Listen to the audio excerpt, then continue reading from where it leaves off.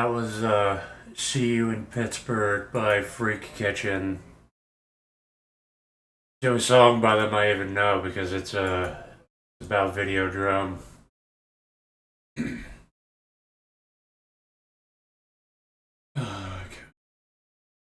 uh,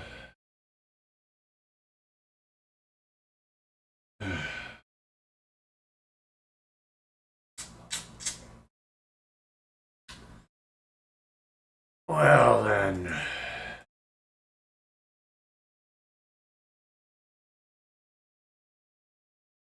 guess I will.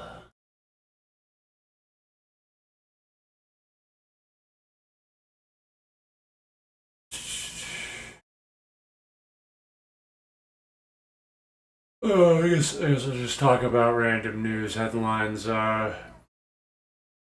think there's somebody in Missouri or Mississippi or something.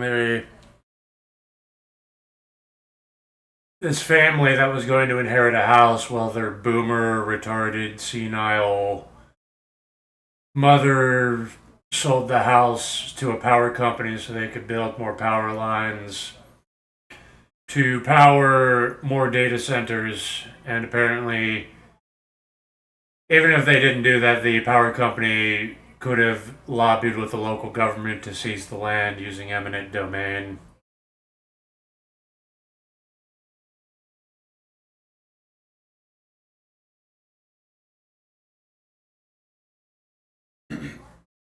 So that article's a two-hitter because it's boomers fucking over their own families, just like what all individualists believe should happen.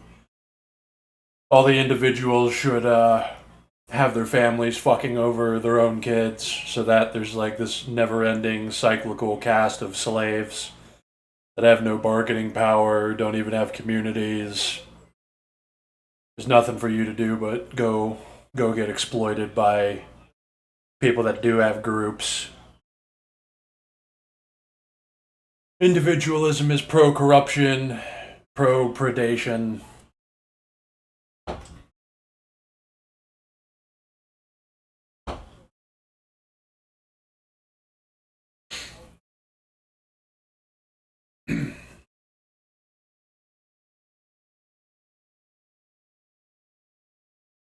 Pretty much like you're an individual, or at least you think you are.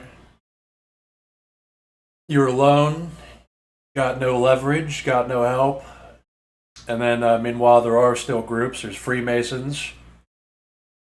There's another group that controls law, money, media, academia, religion.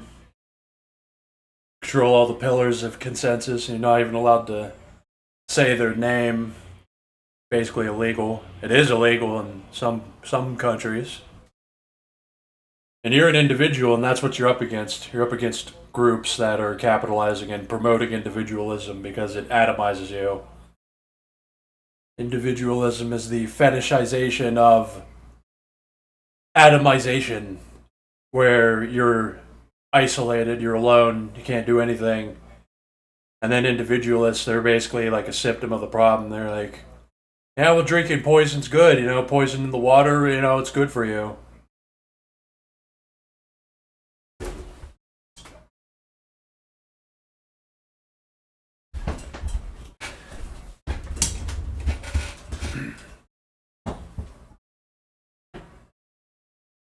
If there were no individualists, you would get rid of liberals, conservatives, and libertarians in one shot.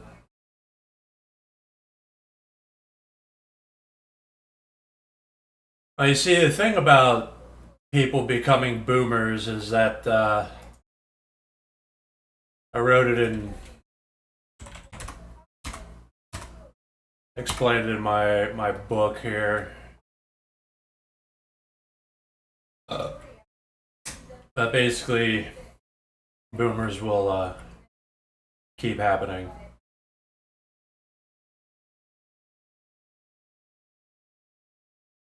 They have less, they're common, blah blah blah.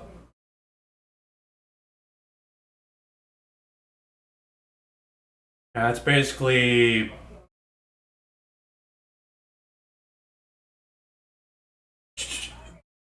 well, boomers are pretty much what happens. Like it's because of the division of labor, everybody's like isolated, sectioned off. Like you can just go to your job and accumulate resources and not care what's happening in society. And you can believe in any insane thing, and you can believe any insane thing. You can even defend it with your own life. You can be like, I believe in stupid thing because I believe in it. Because me, look at my life, look at yours, and they can do this with anything. And then boomers are just the logical conclusion of this. Like you don't have to know anything to have resources. So we're saying boomers are, in this sense, the people that like have resources and are petulant, immature, and stupid. So then they exert their ignorance upon the world, and that's another reason that the entire Western world is completely fucked because of all these individual boomers that are collectively being selfish and stupid, leveraging their resources to ruin society. So if you're stupid, if you can be stupid and accumulate resources, you will become a boomer. That's why millennials are becoming boomers, some of them. And then the other millennials that don't become boomers, they're basically like the Coper boomers. I guess they're the ones that don't have resources. They're the ones that are gonna like not have any money for cancer treatment. They're gonna find out they have a heart virus or they have cancer, and then they're gonna die in under 2 months because they don't have the money to get preventative care or do checkups. And then as they go down the drain, they're like confused and scared, and they're trying to convince everybody around them that there's nothing wrong with me. I'm not weak. I love society. I'm not weak. There's nothing wrong with me. Because if you have a complaint with society, you're exposing a limit, and then the average layman will attack that. And as I have begun saying, only the wise appreciate limits. For the idiot masses and the cattle, you have to hide your limits and be mysterious because they will literally defend an evil system that is screwing them over just to hide their own limits. They think it hides their limits to defend an evil, stupid system that will lead to hyperinflation for the next bunch of decades, for the rest of the century.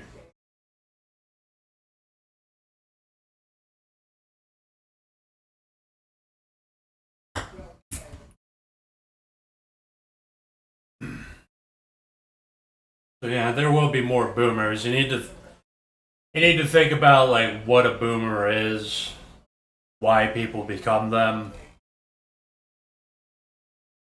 and you'll see why there's going to be more of them and what's wrong with the boomer, like why we hate them, why we hate idiots.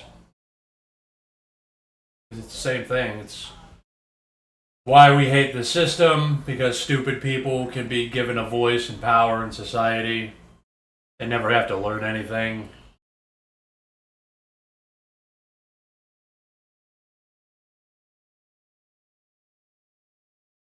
Boomers will just accumulate power in society.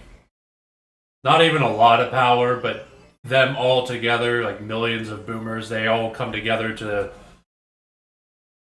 vote to destroy the rest of the country but keep their social security and welfare and have Donald Trump artificially inflate the price of their housing, their real assets, because of the hyperinflation that they're voting for,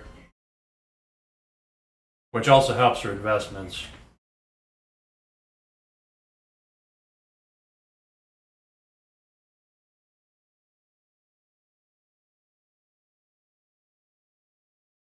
It's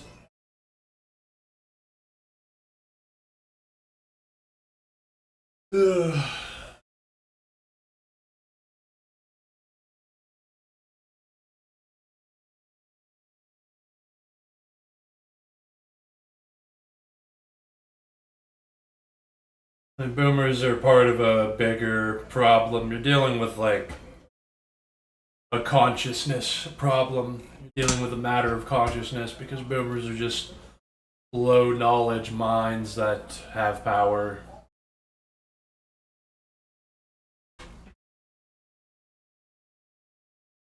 Like they even have the power to be belligerent and stupid to you if you're working in retail, any kind of service where you have to deal with customers. They'll take advantage of their situation to abuse you, and they'll be like, I worked at a warehouse where I was a plumber for 40 years, and I'm entitled to call you a loser.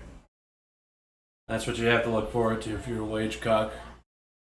If the like stagnant wages during hyperinflation wasn't bad enough, now you gotta get chewed out by spoiled giant geriatric children.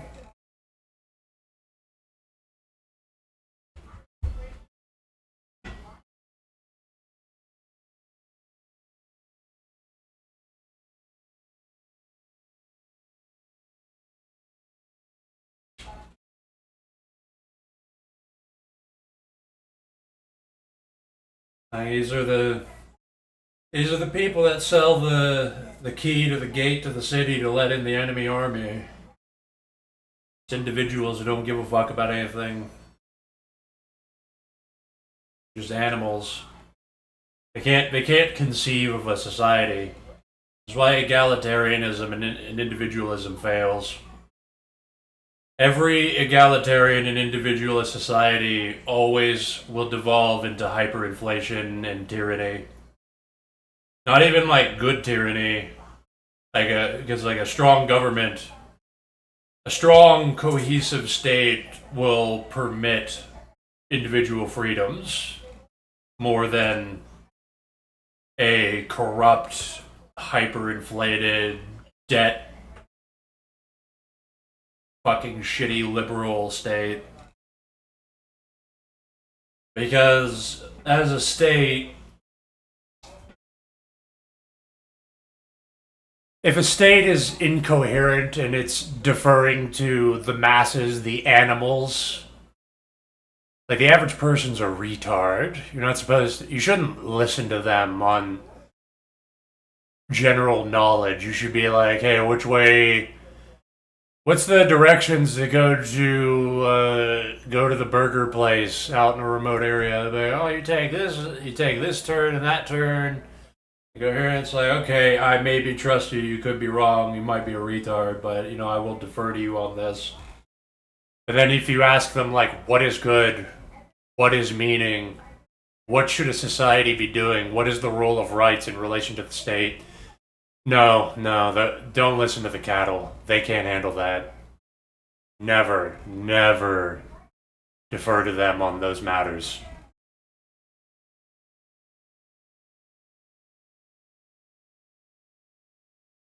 Never defer to them for ultimate judgment, ultimate knowledge, because they don't have either of those. You need absolute knowing and absolute justice to partake in statewide knowledge and judgment, because the state is like the commingling of all these like objectivities being projected by subjective experiences. It's all these subjectives all coming together to culminate in objective reality. And animals are not objective.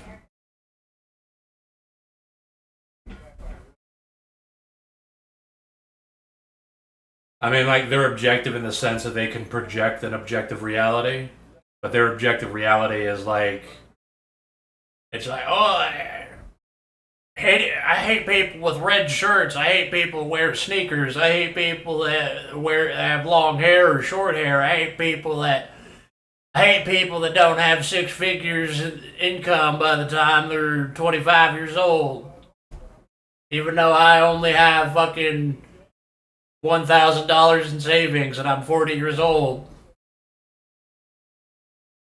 Like, that's what you're deferring judgment to in a egalitarian individualist society.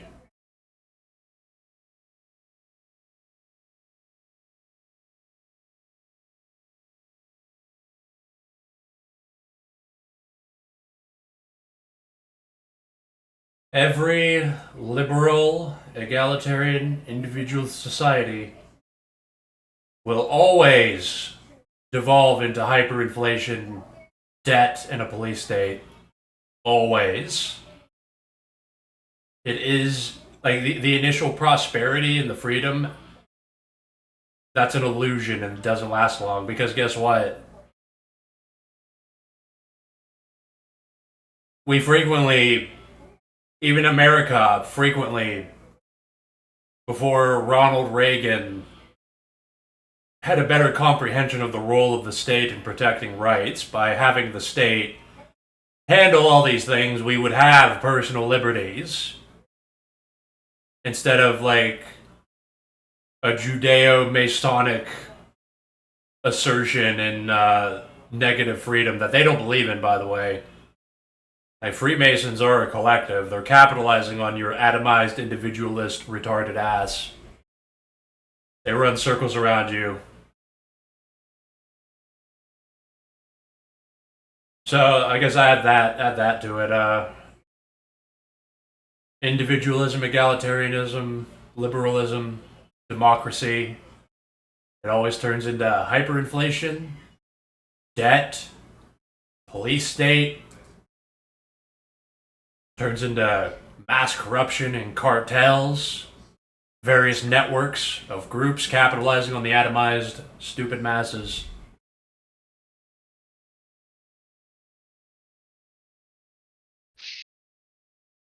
How you doing, Dags? Doing good, relatively.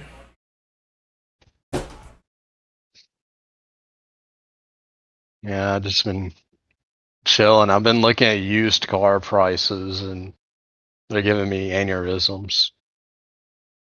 Because they're so high for what they're asking for. That and also too, when you look at the APR on a lot of these cars, and like I'm not looking at buying a used car, it's just I'm almost done paying off my car. I decide just to look for the hell of it. And a 10-year-old Honda Civic, if you count the compounding interest that comes with the price of the car, actually costs more than a 5-year-old Corvette. Wait, wait, a what kind of Honda Civic? Like a Honda Civic that's 10 years old that's used at these dealerships or these used car lots, because APR, the interest on a car is compounding. And the interest rate's so high, it's literally cheaper to buy a used Corvette than a used Honda. Jesus. And how many? And I'm guessing $4,000 Corvette, so it has what 200,000 miles on it. Well, no, these are like Corvettes that are like 5 to 8 years old, and they all, almost all of them have less than 20,000 miles on them. They're going for like 50 to 60 grand, but the 10-year-old Honda Civic's going for 25, but the Honda Civic that's 10 years old has like a 30% APR while the Corvette has a 5%. So in the long term, like you're just paying more for the Civic.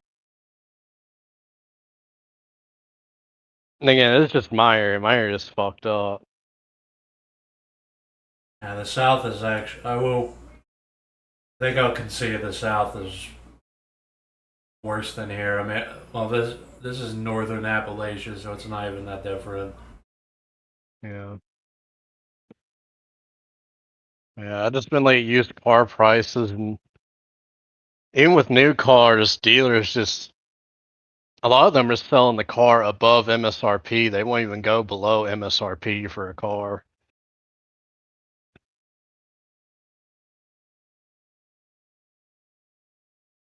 But I've been through the rigmarole of buying a car before, and they keep trying to nickel and dime you with every single little add-on, and you basically just threaten to walk out and leave to get them to remove those add-ons. I got lucky like 10 years ago with my car. It It was it's a 2016 Chevy Sonic, and it was a salvage that barely had any damage, but it was like it was just like the side of the front fender was hit in a collision, and that was enough to call it a salvage. So I was able to get it for like $7,000, and Yeah, it's just ever since COVID happened, it's like the used car market's been shot. Because I got a mid 2010s Honda Civic that I drive every day, and it seemed like going out the prices of them now, I got it at the right time. oh wait, I think it's like I think it's a 2014 Sonic, or I don't know, but it had 10,000 miles on it for $7,000, which I could not get a loan. I had to go through my dad's friend, and we had to do an under the table contract. We Guy in had the I tried to go to the bank. The boomers around me found out like, oh, because they were under the impression like, oh, just go to the bank and ask for a car loan. And we went there and like, oh, you don't have a credit rating. So I had to get a loan from my dad's friend's mother. Yeah, as far as I know, I don't even have a credit score. If I do, it might be bad because there's $20 that I owe to the water bill company in my county for 2 years, and then they gave it to a debt collection agency. And although they haven't called me in about 2 weeks, so maybe they're over the $20.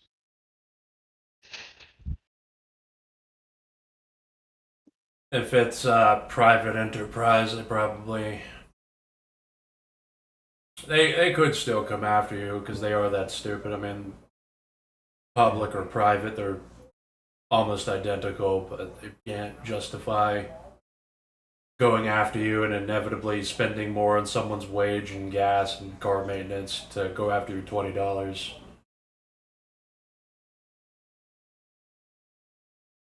I hate the fact that you have to have a car to live. Yeah, I look at my car every day and hate it. I hate that I even need this. I think it would be fine to have cars as a luxury, like to go on vacations on the weekend or something, but requiring people to drive to their wage cage just to live is an insane way to set up society. Well, America does everything wrong. Like even China has a better comprehension of how to build like data centers and shit. We just literally like, oh, let the state subsidize free market take care of it. Then it turns into this shit where wage cucks have to drive fucking half an hour to their workplace, and a quarter of their paycheck a month goes to their car. Also, to the people that live in the area of that data center, once that data center is built, their electric bill will triple. Yeah, and all the environmental problems, the ultrasound or whatever it's called, and the water pollution. And also, I was just talking at the beginning of the stream, I was talking about how a boomer mother sold her house to fuck over her family, sold it to a power company to build more power lines, to channel more lines to a data center. And even if they didn't do that, the power company could have lobbied the local government to seize the land through eminent domain. Like America does everything wrong. The history will take that'll be the takeaway for America, like how to do everything wrong. Yeah, like I hate cars, and I believe that we should be packed into smart cities, and at best people should have like e-bikes or mopeds or motorcycles or something that are fuel efficient.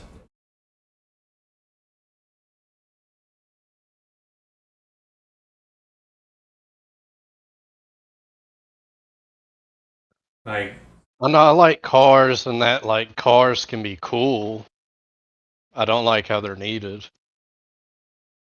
I could take it up as a hobby if I had a stupid amount of money, but we shouldn't. Yeah, we shouldn't need it.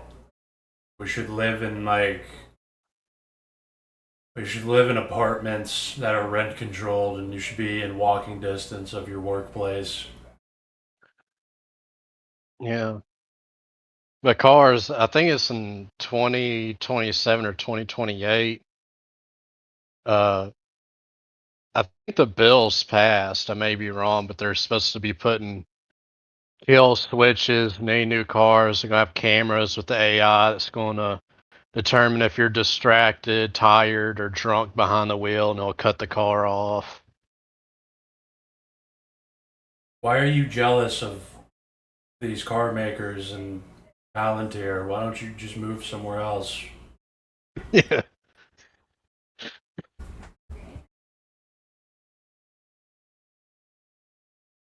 Yeah, they're doing all that. Like, they're installing the flock cameras. I saw people were doing like terrorism against them, cutting them down, which of Yeah. course most normies hate. They're like, why don't you just move somewhere else?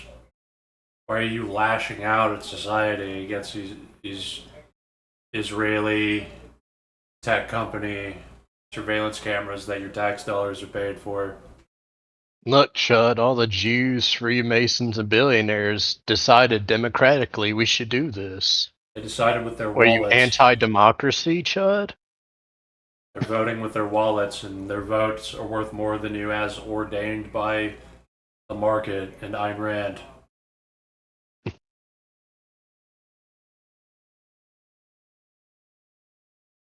Yeah, I just How does the collective totalitarian state, surveillance state, affect you personally, Chud? You know, how does hyperinflation affect you personally?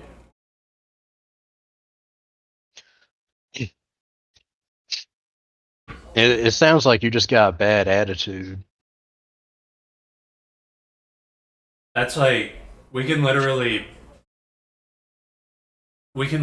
measure the human consciousness with hyperinflation. That hyperinflation is how you can tax and add work and undermine the quality of goods for the average person. It is beyond the comprehension of the average person. Like that is literally the level of complexity that they can never understand. They can never understand hyperinflation. Like the Oh, only most way normies don't even seem to notice products are more expensive than they ever been. The quality's worse than it's ever been. I was in my server, they were talking about a disgraced liberal. He was talking about like how there's going to be they can't just do hyperinflation forever because of IPOs, oil crisis, Iran war. I was kind of skimming it, but I was like, well, the only limit to hyperinflation is literally like when wage slaves start dropping dead or their cars start snapping in half on the road. And I estimate that the limit is like 120 hours you can force wages to work before hyperinflation becomes unfeasible. That's hyperinflation is backed by just wage cut, cope, and labor.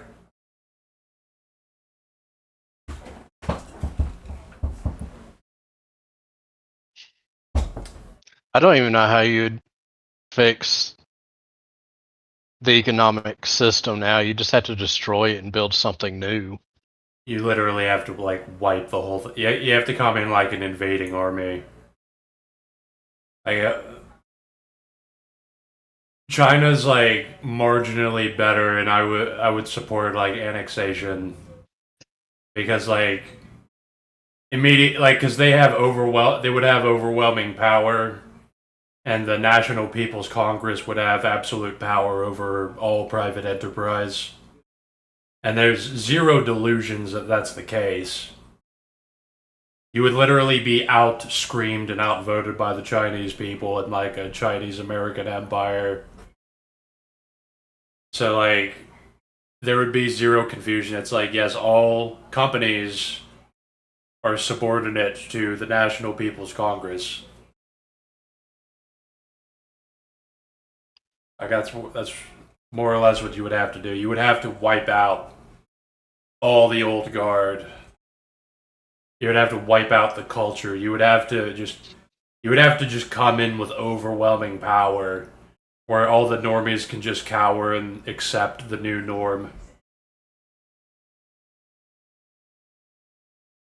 If they just had if they hired Americans to be like PR people for the Chinese invasion, and they set up like a puppet president, then they could do a full scale military invasion with legitimacy that everybody would accept if they just had the right public facing PR people. Yes, if you control the means of producing consensus, you basically control the normies. So, I said Right, that. like if they just came in and just like took over NBC and Fox News and the New York Times and just told everybody, yeah, this is the new people in charge. It's official. Everything's fine. Go back to your wage cage. Like, I haven't said it on any of these streams. I uploaded it like between this stream and last stream, so I recommend, if anybody hasn't seen it, you should watch the video I uploaded on the YouTube live channel or Rumble when it gets taken down. The CCC consensus video, the 2-hour video on consensus, because that's what I'm talking about. Because I'm about to say the same thing as in that video, where not just the media, you have to control the money flow and the law and academia or religion, because they serve the same purpose. Well, to quote Lord Hampshire Rothschild, give me control of a nation's finances, I care not who write its laws. That applies in an individualist society. He was referring to the Western world, and he was right. Yeah.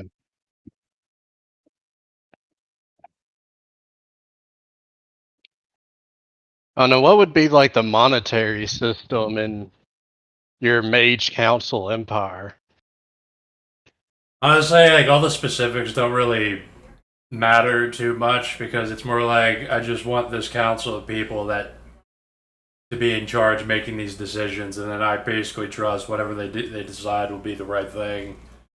Because we deal with a lot of what ifs, like will money be needed in the future? What if money is still the best thing to use like 500 years from now, or if we're using like if there's universal basic income of some kind, then you're using some sort of like government issued credit system.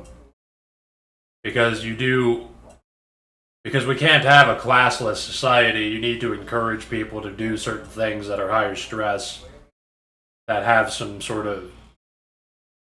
I guess it could be like Star Trek, where you just kind of have more status in society. There's no money involved in it. You're basically just moving up in the ranks, and you don't have more wealth, but you have more power in society. Like we could do like a Star Trek kind of society, I guess. Yeah, I just can't conceive of it. I guess I'm just too retarded, but I can't really think of anything that would be better than money. Yeah, we don't need, like, money isn't the end all. I know that. Money is like a material form of recognition. It's like labor is recognition, attention, me paying attention to you, or giving you my labor, giving you my money. That's a form of recognition.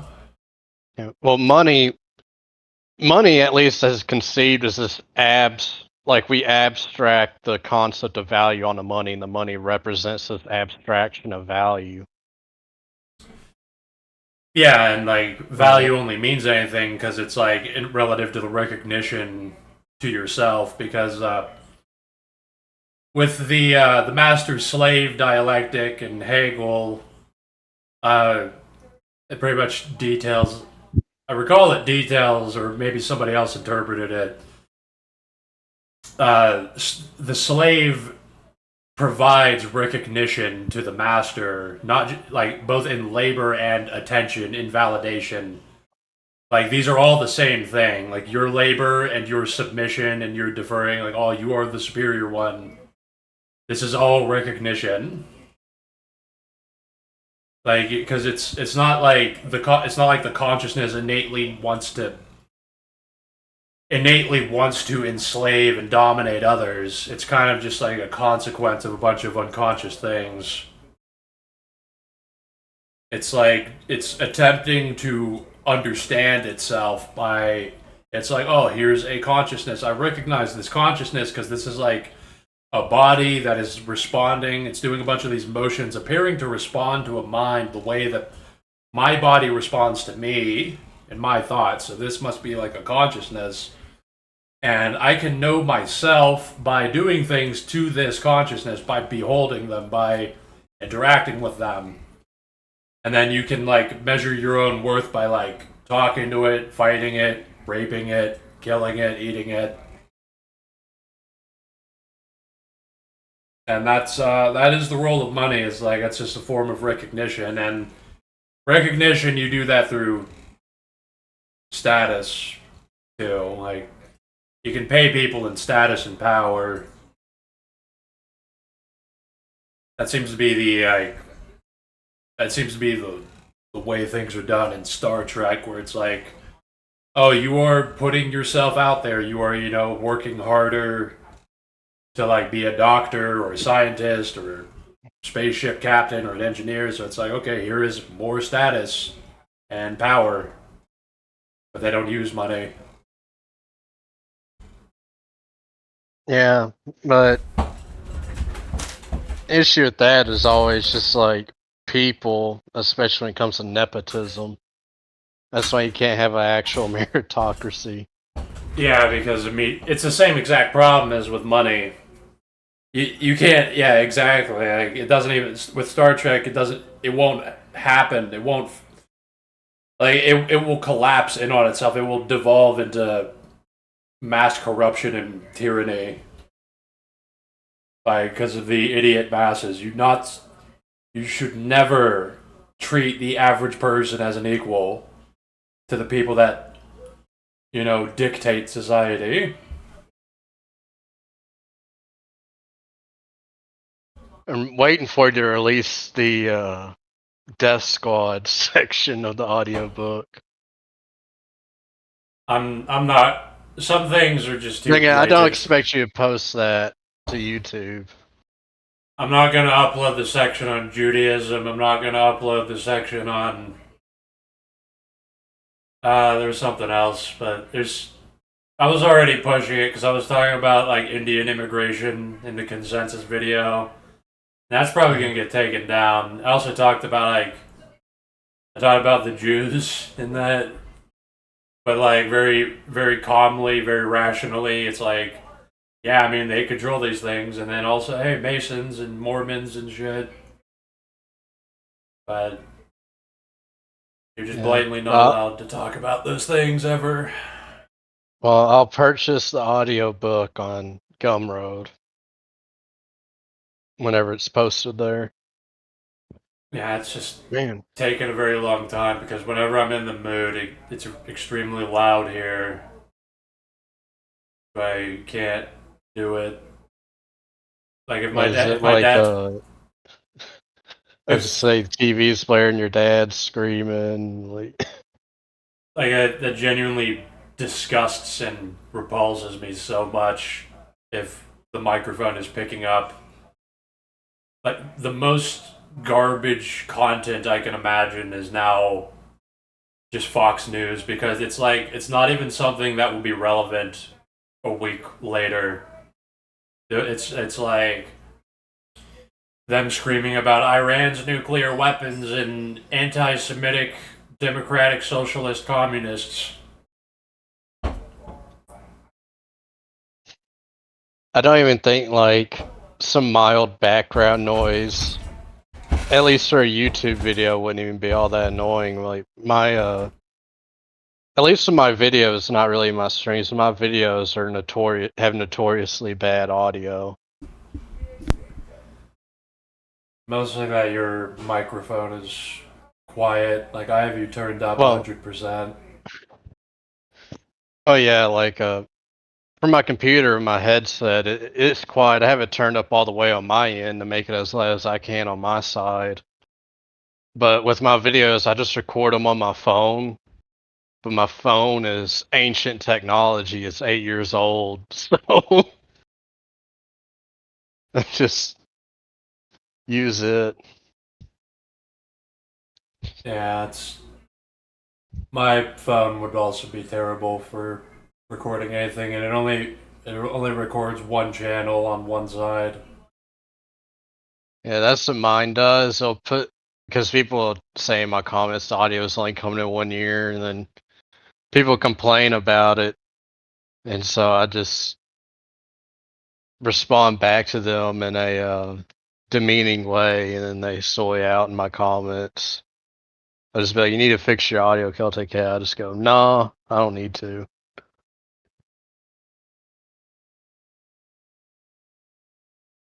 Yeah, I like not even gonna, I don't even bother recording with my phone. Like, I just have a decent producer microphone. Just picks up too much noise and it picks up my computer fans that whir whenever it starts doing too much work. I'm just too lazy. Yeah, I don't really care enough to go buy a independent mic or something like that. I just don't care to do it. Yeah, I bought this like 10 years ago.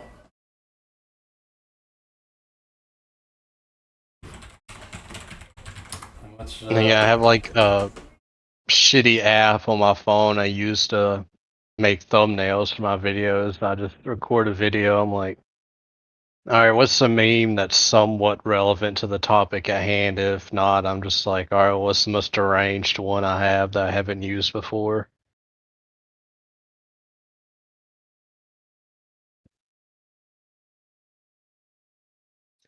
I probably need to start making videos again, but it's been kind of difficult for me. I decided like so far I'm on my longest streak without touching alcohol, and a lot of those videos I recorded, it was just like me drunk rambling. Not all of them, but probably like 60%.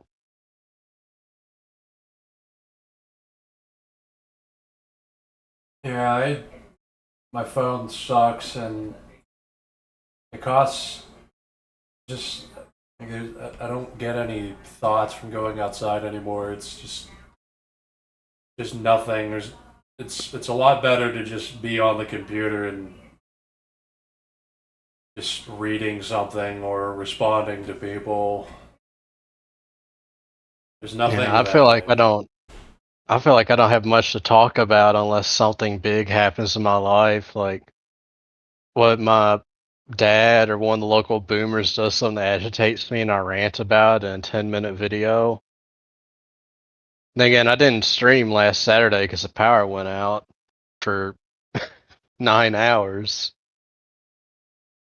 yeah, that's why I wasn't on your stream the last time you streamed because every Yeah, I'm time it guessing rains, our power goes out now. yeah, it was like super windy and thunderstorms, so I'm guessing like a tree or something fell on a power line and took it down. That's what I'm guessing. Or power outages like all through this area. I guess Hudson lives around me somewhere because he was hit by the thunderstorm after me.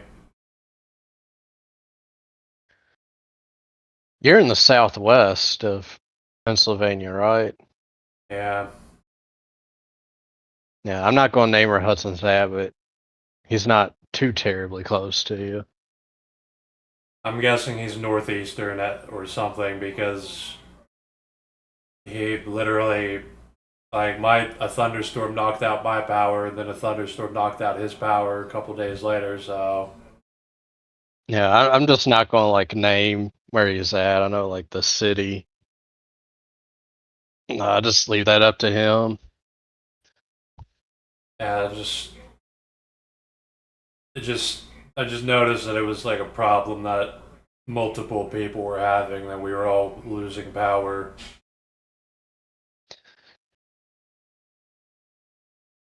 And again, there's a lot of people I know this year live near me.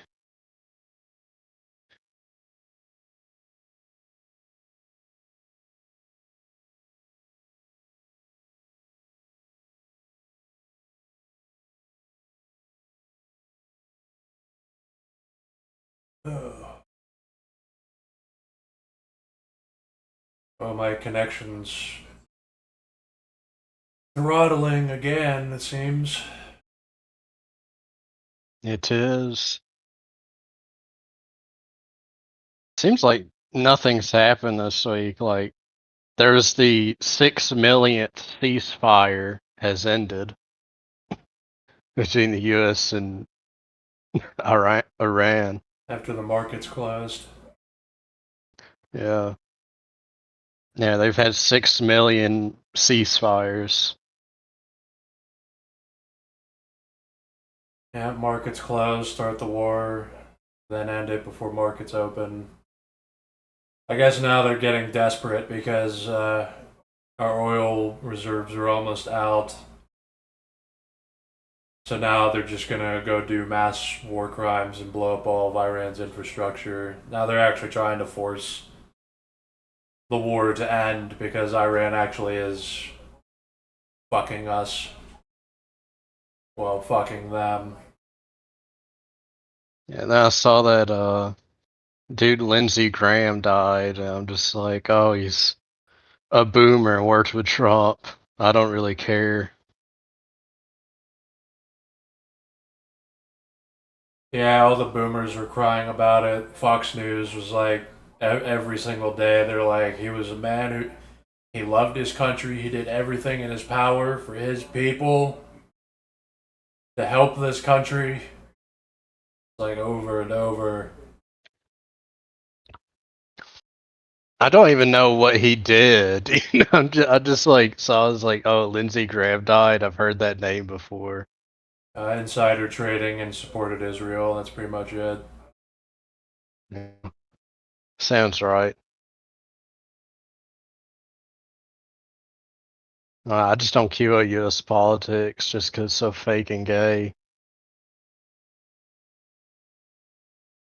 Yeah, Yep.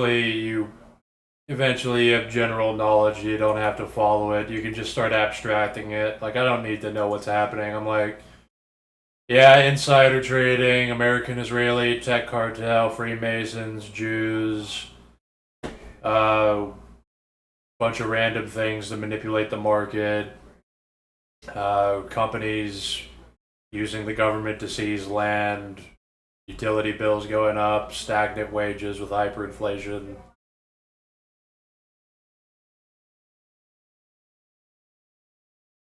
And not in a recession because 7 billionaire tech companies move the same lump sum of money around their stocks. So we're saying, look, Juds, the market's actually growing because this one chunk of money is moving between one of 7 places. Yeah, looks like my connection is completely shitting out. Yeah, I got the stream pulled up. It's been lagging for 30 seconds here. Yeah, and also your voice is shitting out. Oh, it's over. Yeah, I think I'm getting Getting goy beamed, massage, shutting the stream down. Yep, and the stream ended. up now. It's now connection's back. Okay, cool. Yeah, it said the stream ended on my end. Yeah, and then my connection immediately came back.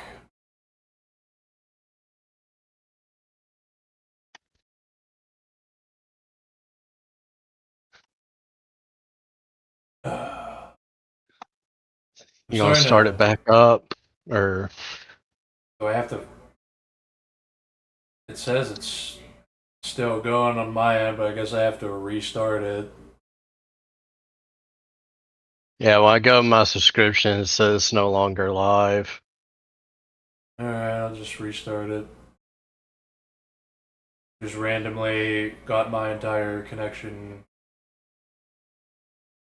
I'm still recording it, so I'll just upload the full uninterrupted thing. Because I know better now. Okay, so I'll still hold off on my N words then. I gotta save those for my stream anyways. And I've been having people for like the past few weeks threatening, be like, "Oh, we're gonna get your channel reported, Chud." Blah blah blah. Yeah, I just Haven't kind got of. any strikes or nothing. No. Well, I already anticipated it. Like, I don't want it to happen, but every time I open YouTube, I expect my channel to be gone, your channel to be gone. What Yeah, happened? it just comes with the territory. What's going on, guys? What's up, Wolf? Not much. Can you guys hear me? Yeah. Yeah. What happened? Well, my connection's just throttling randomly. Restarted the stream. Oh, we're live right now? Yeah, it's just my connection went to 0 for too long, apparently. I'm starting to wonder if it's my dad's. He got this box that streams illegally a bunch of fucking TV networks and stuff, and so he has access to like thousands of channels and streaming sites and movies and shit. And of course, he only watches Fox News on it, which is the same thing he did before. We spent $300 on this TV box to do the same thing. Watching Fox News, crying about anti-Semitism all day, every day. Your dad's got the lag switch in the next room. Why does your dad care about anti-Semitism? That's strange. He There's doesn't. probably He's no just a Jews. moron that has no ability to curate content, so he just mindlessly watches Fox News all day. Oh. He doesn't even, like, I talked to him about it. I'm like, why do you even watch that? And he tells me like, oh, I know they're lying. I know they're full of shit. It's like, okay, why are you watching it then all day, every day? As if that won't have an impact on your mind. Like literally waking up, going to sleep, watching Fox News. You think you're one step ahead of them? Yeah. Like listening to That Fox kinda- News while you're dreaming. I kind of subscribe to the idea if you listen to something while you sleep, it'll subconsciously influence you. Like it'll just, which even then, like you should probably avoid hate watching stuff too often, anyways. So it'll rub off on you. I don't watch things that I hate. I've recently, it kind of reminds me of that thing because there was like some article back in 2018 that was just complete dog shit, and it was literally just about Vampire the Masquerade. That's it. And like, no, this stuff does affect you whether you're like sleeping or not. Like, having determinations be made at you all day, every day, in your ear, in your mind, obviously affects your mind. Like, this is like, because even though my dad will talk about like the Jews and Hitler was right and stuff, he'll still like randomly start regurgitating talking points from Fox News anyway. He'll say like Israel bad, but then turn around and say white people need to be replaced because they won't get off their phone. He doesn't go that far, but he'll be like, Okay. because like he hates Jews, he hates Israel, he hates Donald Trump, but he voted for Donald Trump and he thought the New World Order was going to win if Trump didn't win because Fox News told him. I wish Kamala would have won because I'd be $50 richer. I literally voted for her because I didn't want to lose access to social programs. I didn't vote, but I made a $50 bet with a friend of mine. I bet $50 Kamala would win, so Trump won and I lost $50. So should we probably just instead vote for the Democrats next time they come around, next election or something? I don't really I care. think they're probably gonna win anyways. Which that's just how it is in No Weimar shit. America. They fucking cha-cha slide between parties each election cycle. Yeah, no. Yeah, no shit. Of course, man. Obviously, pendulum effect, but I also think, oh wow, look at that. Of course, the pretty much president from that party is kind of retarded. Let's vote for the upper one. Wow, he's also kind of retarded. Let's vote for the upper one, and it just, well, rinse and repeat. That's it. Is there nothing more than purely retarded spite and contrarianism? That is all there is to it.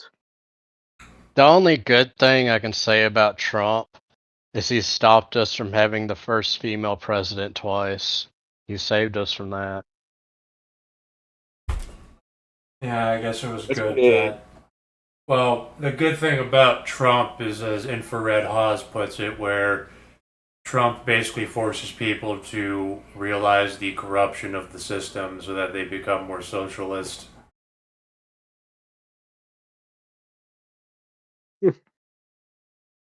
Which is That is kind of true. happening, but the socialism is like transgender brown socialism with mass immigration. Yeah, it's trans brown bourgeois. Sorry, Evan. Yeah, let me just. That's better.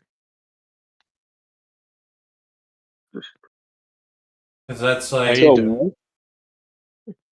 You continue, Dags. I'm sorry cutting you off.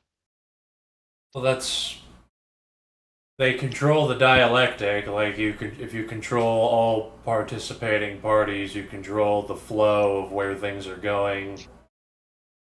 So they can just like Democrats are doing a bit better. They're only 60% controlled by Israel, whereas Republicans are 100%. Yeah, but the Democrats, at least with their anti-Semitic group that subscribes to them, it's like the gay brown anti-Semitism. Their anti-Semitism is completely fucking worthless. I need to cut in. The sort of just anti-Semitism of the Democrats is purely trivial and ultimately worthless, kind of like that of the Christians too, where both of them don't really have much of an actual good argument or really much of an actually good reason, sort of to hate the Jews. It's mostly just something deeply petty and pathetic. In fact, literally, of course, Democrats, I don't even think that the anti Zionists are really anti Semitic. They just only specifically fucking hate the Zionists. That's it. That is about it's it then. just Israel bad because Israel colonized the Palestinians. Israel bad because it is obviously an apartheid state that murders innocent brown people, which they obviously are committing a blatant genocide, which is why many of them are pissed off about it. But the problem about it, though, simply is that it's not really that, though. But the problem you would have with them if you're like an actual genuine, honest to God anti-Semite who pretty much just hate the Jews because they're like evil and corrupt and want to destroy Western civilization or something, is that these people, the Democrats, are not actual anti-Semites. They're pretty much just only hating them because the Zionists are just scummy and they see them as a symbol of the sort of its right-wing status quo. There's a bunch of far-right lunatics and sort of this mass murderers following sort of a book that sort of just demands their people to sort of just conquer in the name of God. That's it. Well, yeah, I mean, liberals and It's a good leftists, rambling. their whole thing is it's not Jews. They can never criticize Jewish power, and every time you start criticizing Israel, like the leftist their role in this dialectic is to basically depress any criticism of Israel by like being afraid of being called an anti-Semite and having to say like, oh, well, it's not all Jews. Just because Israelis overwhelmingly majority support Netanyahu doesn't mean that it's like it's just Netanyahu and the IDF. They're the only problem. If we just get rid of Netanyahu and the IDF, it's like one of my superhero movies. It's like the garbage I watch where it's never a question of systems. It's because of like cartoon villains and personalities that inexplicably take control of systems. It's not because of like the people and the systems.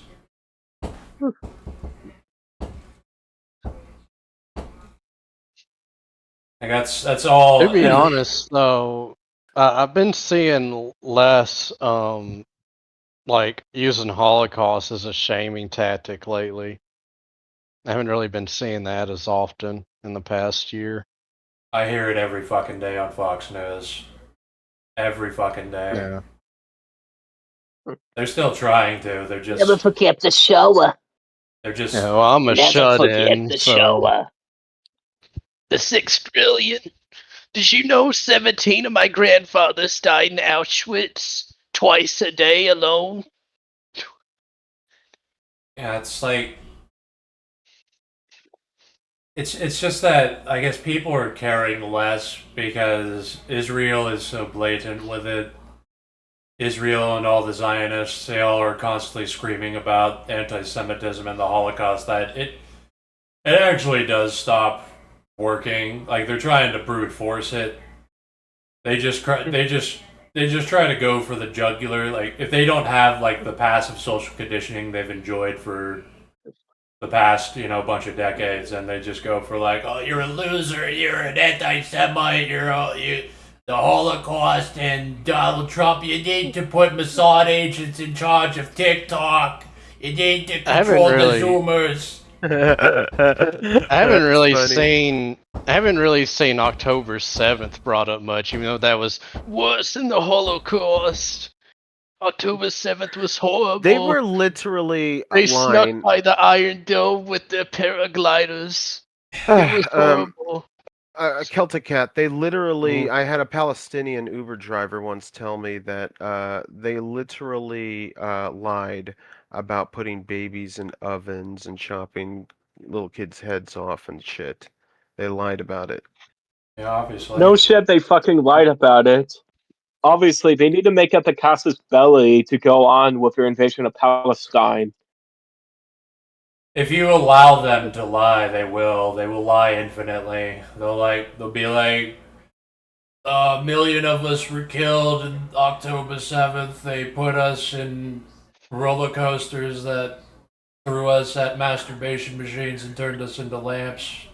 Like if nobody. My favorite. Oh shit! Another retard. It's authoritarian, man. He's awesome. Hey guys. Okay. Hello. How's it going? It's going. Sorry, I'm a bit drunk right now. That's fine. It's right on the spot.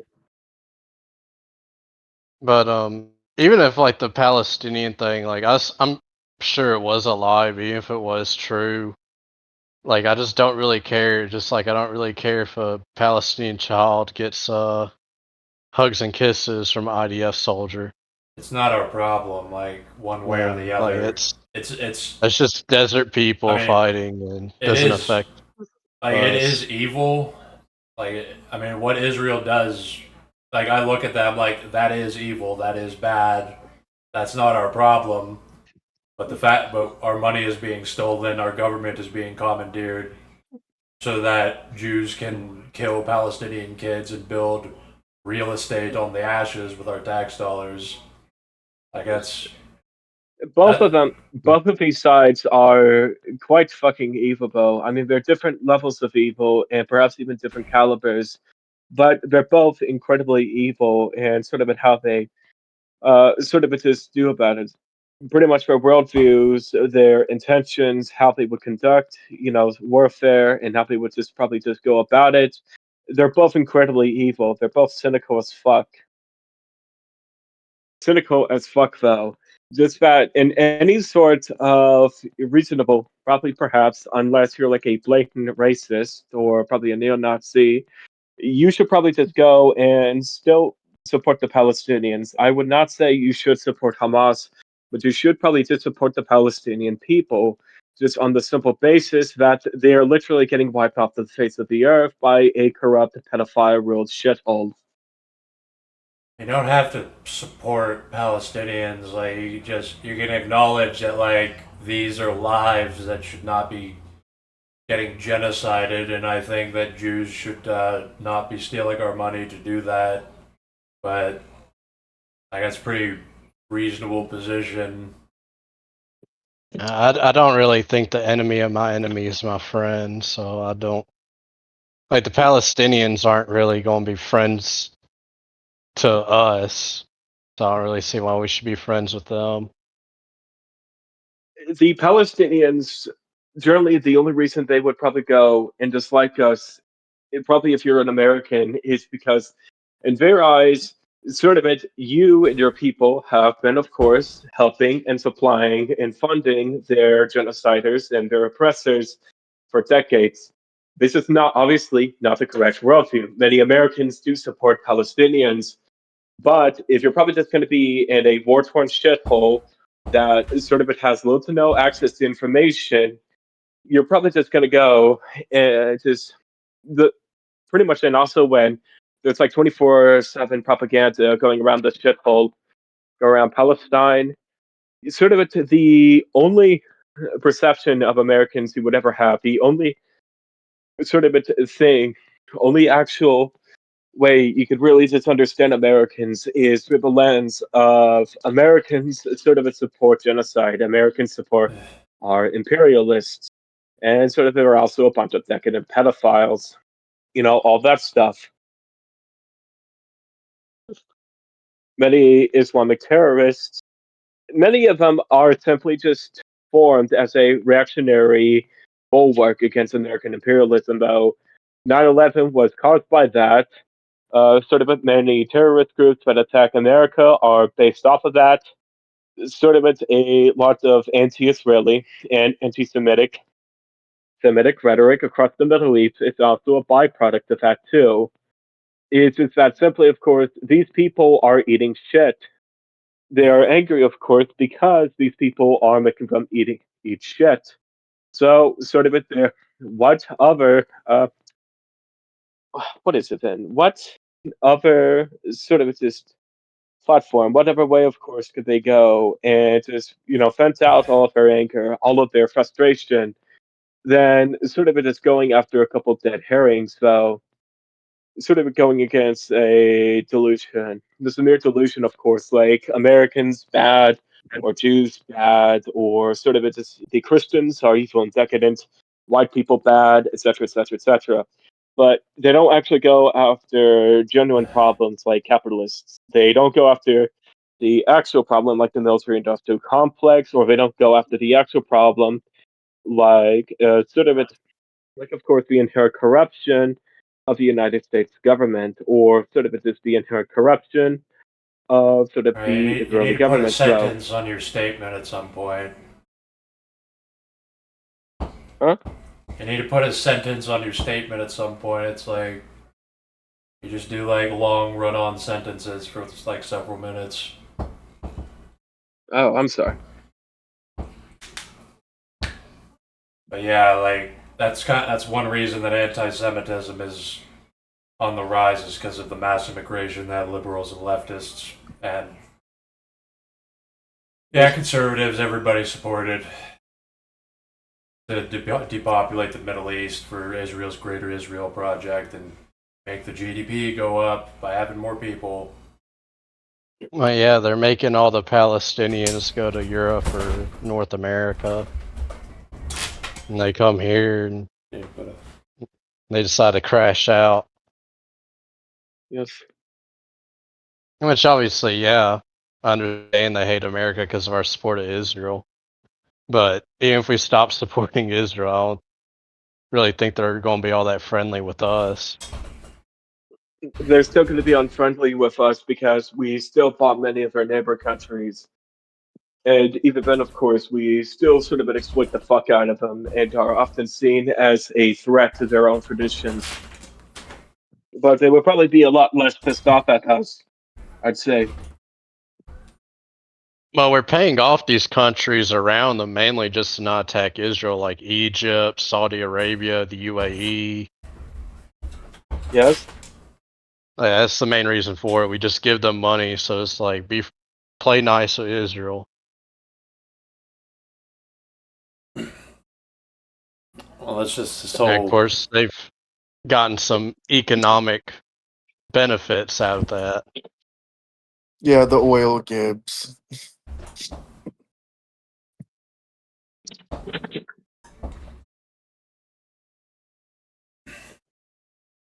Just an inverted, upside down world where we do everything wrong. We help Jews colonize the Middle East so that we can have mass immigration to our country, so that we have hyperinflation and debt and a discoherent culture, and then you can't even really be anti-Semitic because you have to fall in with a bunch of immigrants.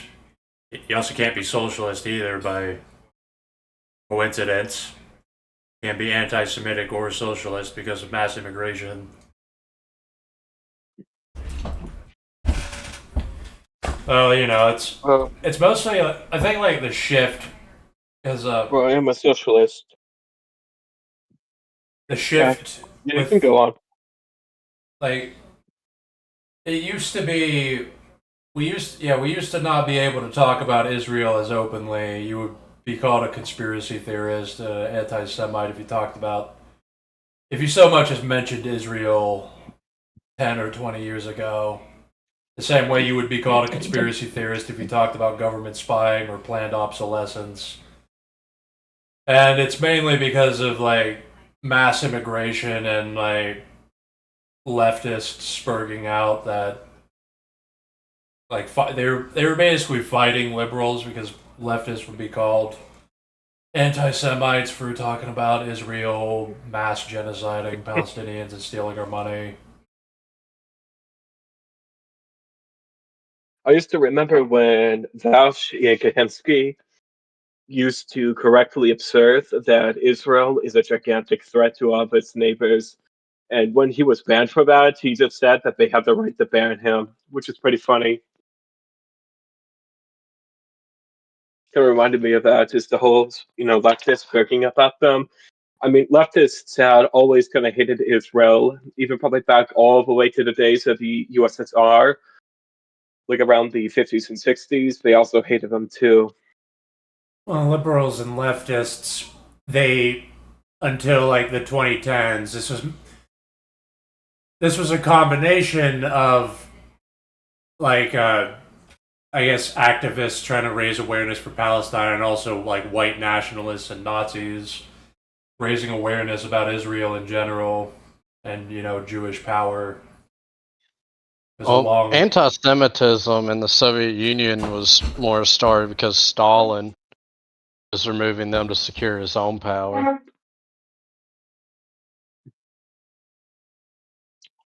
Anti-Semitism within USSR was much more tame and largely just was basically just boiled down to the general anti-theism within the USSR. That's it. Of course, Yeah, but man. Stalin removed pretty much all the Jews in the government. Oh, are you talking about the doctor's plot? Yeah, I'm just talking about Stalin. Like, he just removed a majority of the Jews from the Soviet government because by World War II, they were a small minority in the USSR government.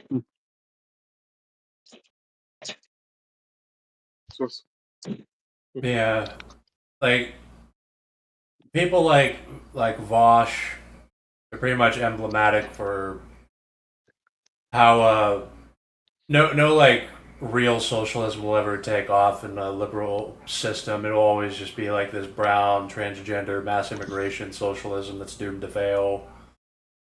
Because if we had like right wing socialism, like with Stalinism or Hitler, or you could even say the German Empire to some extent, that would actually be more of a threat If to you the had liberal any order. actual threat to socialism, anything that actually did focused on what generally mattered, which is, of course, systems. Mainly, of course, tackling oppressive systems and to go after the oppressive class, much rather instead of trivial run the mill bullshit. Run the mill cultural war bullshit, like, oh, pretty much just Mm. white versus black, cis versus trans, man versus woman, shit like that, then something would have actually been succeeded. But I guess ever since Occupy Wall Street, it just gone on a downward spiral, I could say. Well, that's pretty much the role of the Western leftist. It's to destroy and undermine socialism, so that like they always will undermine it. Like Bernie Sanders will talk on the mic, and then the fat Black Lives Matter women will take over the mic, and they'll literally take his platform from him. They'll start talking about, oh, we need like trans rights. Your tax dollars should be going towards transition therapy for 9-year-olds. And then the average Gives me person's like, what that. the fuck? I'm gonna go support Zionist conservatives right away. This is why whenever a leftist socialist shows up and to me and starts talking about how all these culture war issues are a distraction and things like this, I never take them, and economics are what are most important. I never take them seriously, because if they were being sincere in that, if they were being honest, they would drop all of the gay, global, homo, leftist social issues and culture war issues, and just focus on economics, and they would have a much better chance at succeeding. But they reveal what they truly value most, what lies at the core of their values, by what they're unwilling to Hedonism. sacrifice. Yes, like Hedonism. They're hedonists, narcissists. They're complete fucking losers. the Which pretty fundamental much in a the fundamental problem with fundamentally, socialism and it's all leftist hedonism. ideology is that they have a hyperfixation on economics. Like Marx overemphasized, like all we got to do is like remove these material conditions so that people can be truly free, which is not the case. I think that there needs to be a caste, like egalitarianism, I've seen which he wasn't really like a total egalitarian, by the way, because he believed that there should be like these tiers of these communes of collectives of people. Like a commune of doctors would have more bargaining power in communist society than like a commune of a bunch of box stackers. source. Wait, where did he set this bow? Well, that's literally his ideology. It's like it would be communes of a bunch of like workers. Like businesses would be, they would be. It's in the name. They're communes. A factory would be a commune of workers. Like, I mean, and sort of. obviously, I don't want to doubt it. I'm not doubting it. I'm just a bit interested. Just bad. Send me a source actually for some examples where he advocates for this. Just any time later on. I don't really care how long it'll be from now. Just probably just make sure to send in any sources. But Source.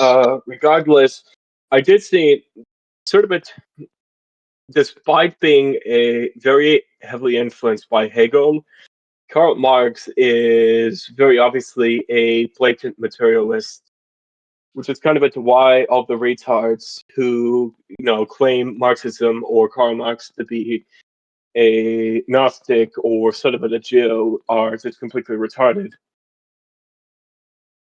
well, yeah, I mean, he was a materialist in the sense that he was more focused in using Hegelian dialectics to like understand and transform economics. Like, but the problem with Marxist-based ideologies is that they are hyper-fixated on economic conditions, which is not the entire story. That's what I was saying, that although in communism there would be like these tiers of these communes, some communes have more power than others. It's not like ideologically baked, it's more like something that would naturally emerge from the system. A commune of doctors have more power than a commune of box stackers. This thing you're saying about communes just sounds like reinventing guilds from first principles. More or less, isn't that like what syndicalism is? Syndicalism is when you have unions that are ran by the state. So there's like a steel industry union that's ran by the state, and they control the steel industry. Okay, that's not. Yeah, because that's how it was under Mussolini. Because That is more or less what Marx wants. It was like he believed in like there should be this like this absolute power democratic congress that people go to. It's kind of like why democratic socialists, one of their platforms is everybody, all branches of government should be subordinate to the congress, because that's what they do in China, because that's what's outlined in Marxist Leninism. I don't know, a lot of this stuff though, I think it really just boils down to the quality of population you have for your nation. To me, I think eugenics is probably the most important thing for a nation to determine how it's going to wind up. Yeah, they deny even though they're materialistic, they're fixated on economics, and they deny genetic reality. We're not all equal. They'll say like you're a bioessentialist. That's their term, even though they style themselves as these like materialists. They deny biological reality, and they'll call you a bioessentialist. That's their term.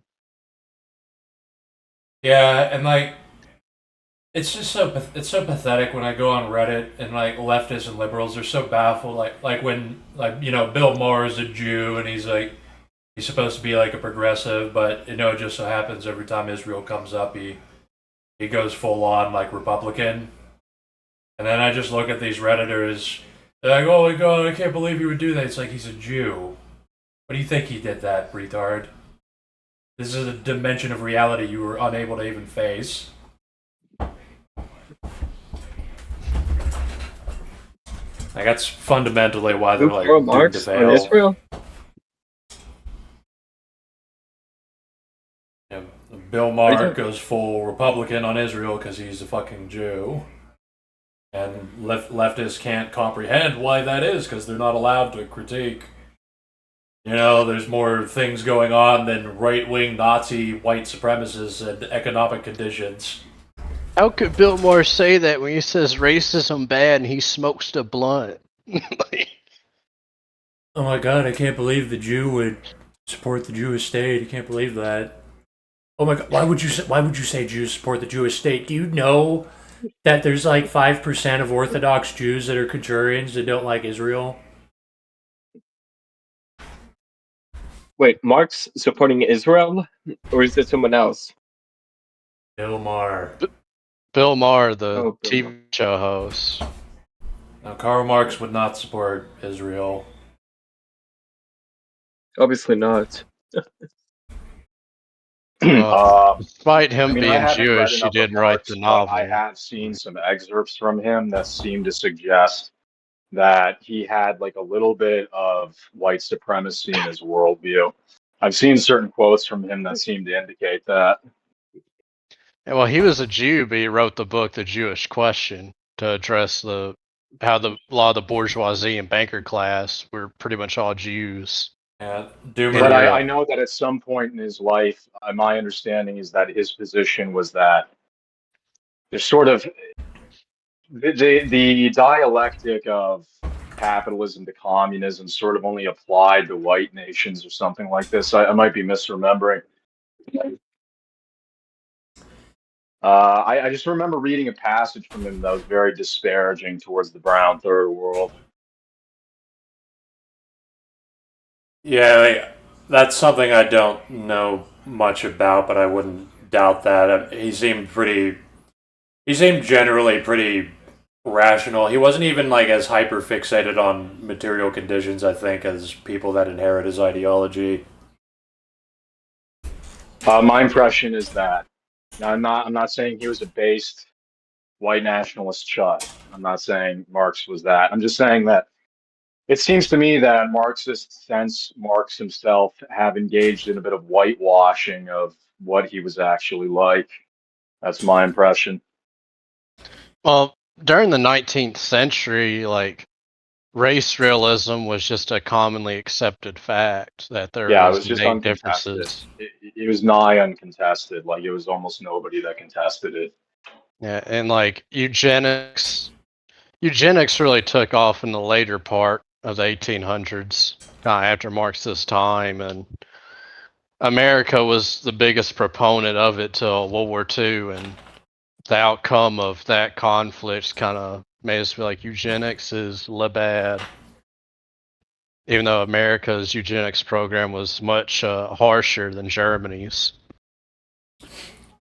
And Israel is still practicing eugenics and National Socialism, which neither of those were Well, allowed to China go. is as well. China's got these gene editing factories, so they're creating these like blue-eyed Chinese children with 160 IQ.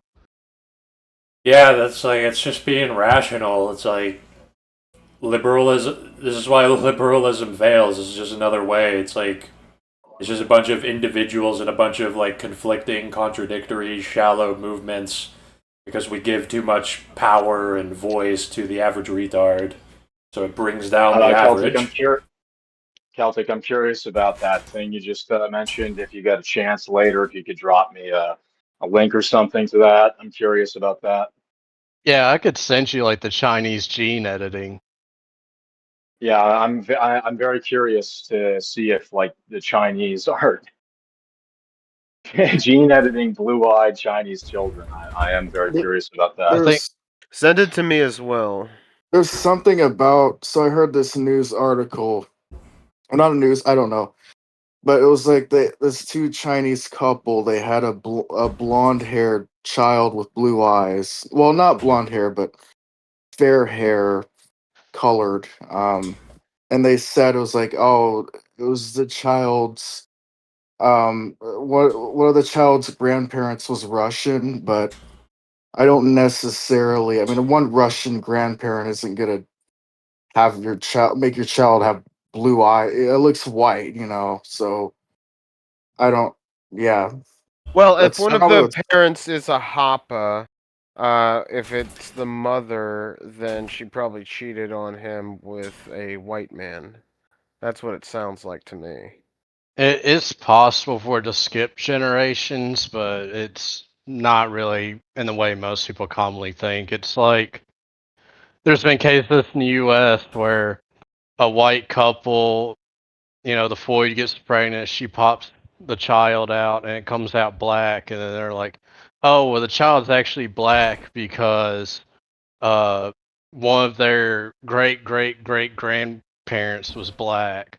So it just skips like 2 generations. It's like, no, dude, that's just bullshit. Yeah, no, it would have to be both parents. Well, no, hold on. No, I mean, their phenotypic characteristics are mostly it's all dominant traits, so I don't think you need both parents for like a non for the features to show up. But Oh, remember, in the United States, you're legally black if you're 1/8 black still. We still have that law in the books. If you're So if you're 1/8 black, you're 1/16 black. black, you're not black. Yeah. I'll tell you something funny. My very good friend, my longest friend, he's racist too. He doesn't like black people. We found out that he is black. He's like literally his great great grandfather was just a coal black groid. Um, it's what a strange world we live in. Well, if it's Very great, strange world. great, then he technically isn't black legally Yeah, but under U.S. I law. know, but Yeah. but he's like a 16th or something. He had a paternal ancestor, his direct paternal ancestor. So his haplogroup, if you looked at, of course, would be some African haplogroup. But of course, they intermarried with just all white people, so it washed most of it out. I mean, I never You're suspected he was, had a black ancestor. Oh, Jack Knife Eschenfelder in the chat, he dropped the name of the tech and program they're using in China. It's called CRISPR. If you want to look in the live chat. Oh no, I'm familiar with CRISPR. I just hadn't heard about the Chinese using CRISPR to give Chinese kids blue eyes. That's what I was curious Yeah, about. yeah, I've been seeing that, and I was being a little exaggeratory with the 160 IQ, but they are trying to min max IQ. It's like that YouTube channel based Camp Max and Simone. They're like, which they're very odd, where they're like progressive leftists, but they're also eugenicists, and they got like 3 like genetically engineered children through embryo selection to min max IQ and height. Like they're already like IQ maxing and looks maxing their children. Yeah, I mean, if they keep on in their current course and nothing drastic changes as far as our fortunes go as a race, then they'll just inherit the entire planet. Like they're the only serious people other than the Jews. But imagine like it's going to get to a point where if you just have a child normally through the activities that require that to occur, your You'll be child's putting just them at a going to, disadvantage. yeah, because they're going to go to school with fucking like Enhanced children. 6'5" Yeah, Alexander who can bench they're going to press be mogged. 700 pounds They're and going to be has an mogged and IQ they're of going to fail to 160. reproduce. Yeah, like like if Yeah, you're I mean, not that's Gattaca. yeah, if you're not gene editing your children now, like they're doomed. They're incels. I mean, And this is hell, like you'll probably actually thinking this might be a stretch, but like if you have a daughter that isn't gene edited, they might actually become a femcell. yeah, I mean, this is how like I think the term is Fisherian runaway. There are a bunch of elks on an island that were being studied, and the females kept on selecting larger and larger horns for the males every generation, to the point that the horns got so large and were so cumbersome they couldn't move around properly, and the species died out on the island. It's kind of like that. There is no ultimate end to hypergamy. There's no. It's a relative thing. It's always ratcheting up. Actually good. That's a good demonstration of how our our nature isn't really absolute. Like, we can just kill ourselves based on like the superficial way consciousness like seeks recognition. Like we'll just infinitely select for bigger hordes until we'll die. Well, it's like domestic turkeys can't naturally breed. It has to be artificially done because they're so big.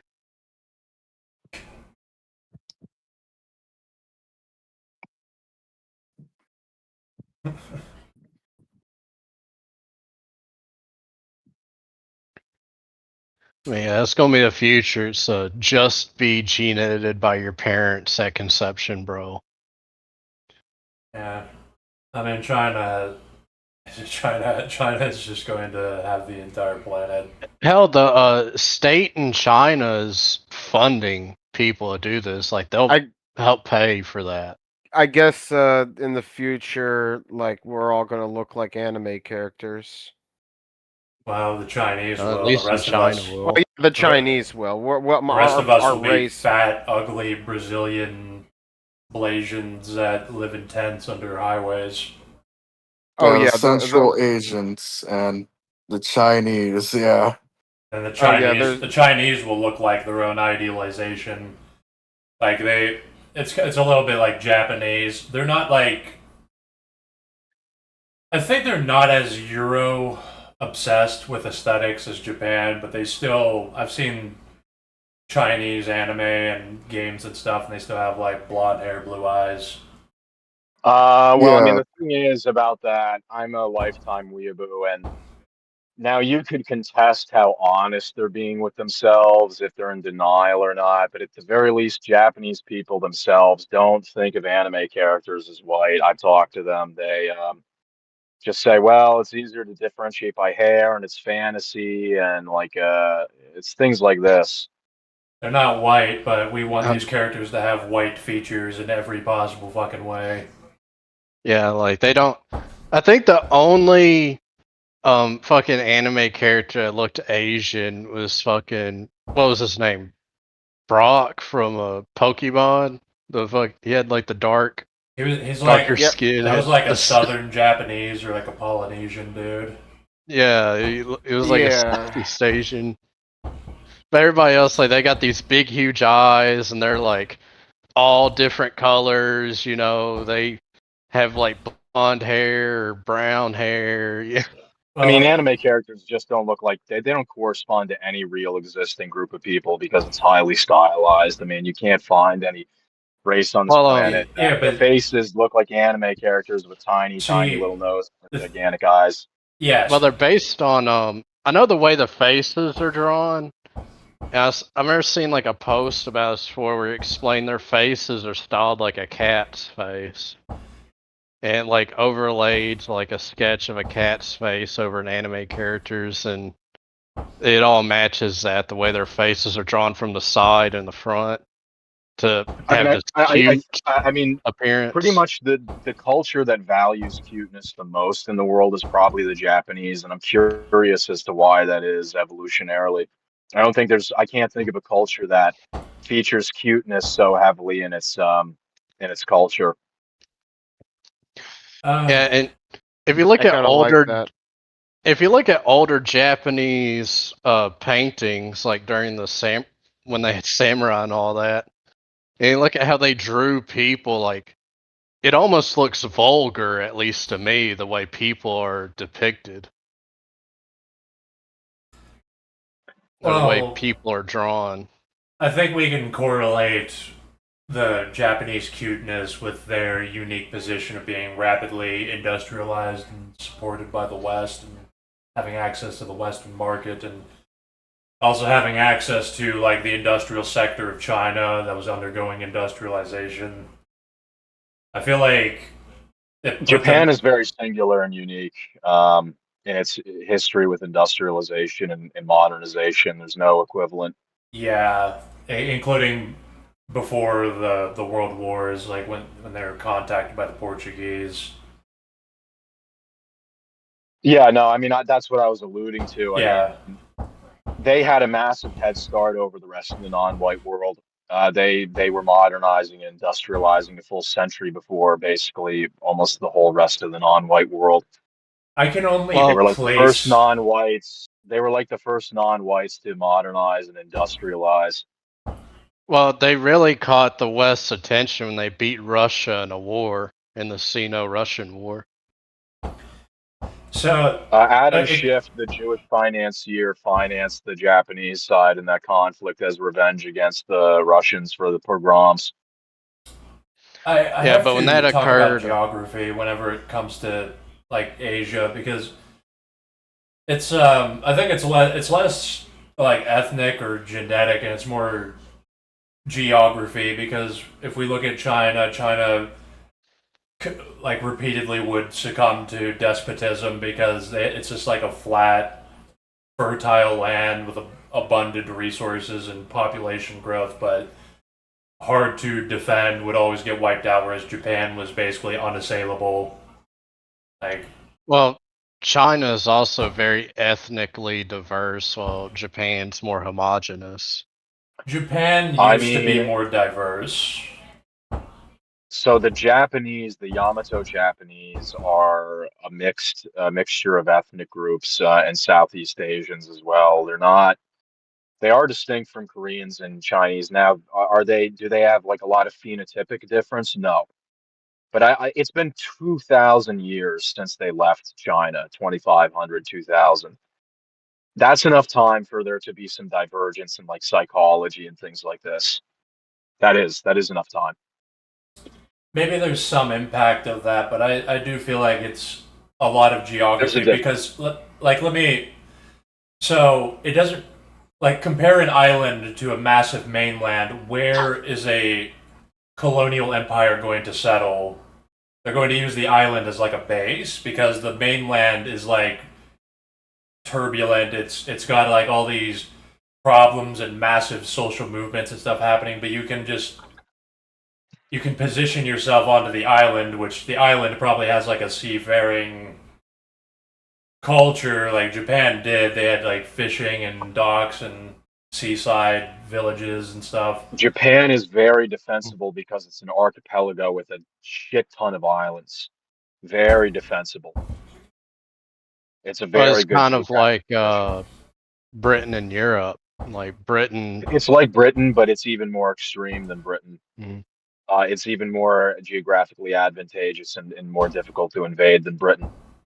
Yeah, Because but it's Japan is like 1.7 times the size of Britain. Just so you know, Britain is smaller considerably. I would And it's compare. got I way was just more going islands. to say Britain was very culturally distinct from continental Europe, where, of course, you can make the argument this is the root of all our problems. In like 1066 with the Magna Carta, Britain was, for the longest time, pretty much the only European nation that had the concept of rights of the individual, or specifically rights of the free man.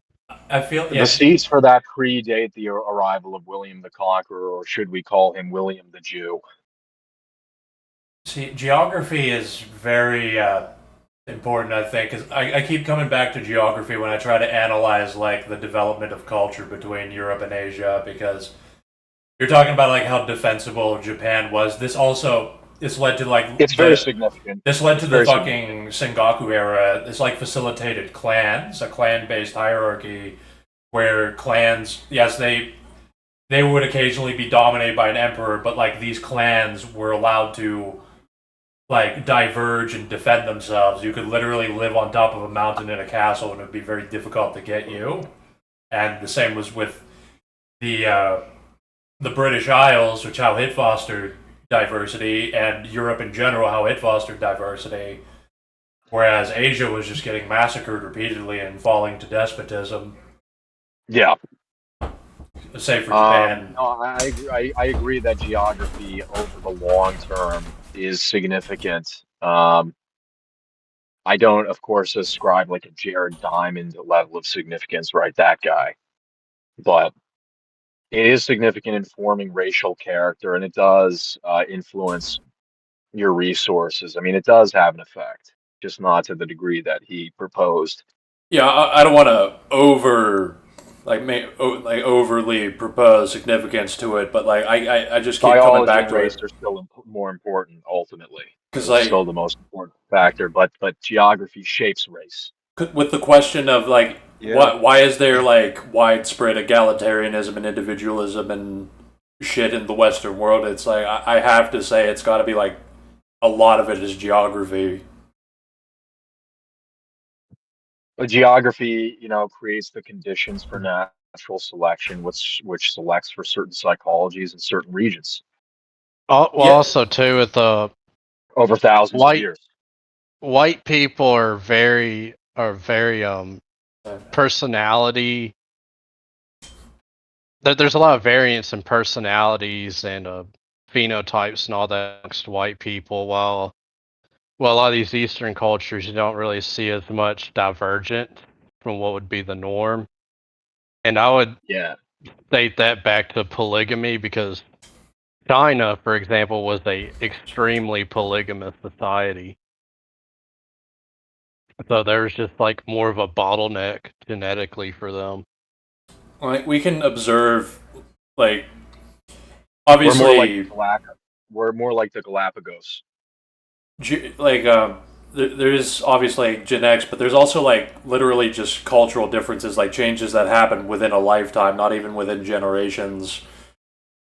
where it's like there's these big cultural movements happening where one group tries to destroy another, but you can't. You can't destroy the other group.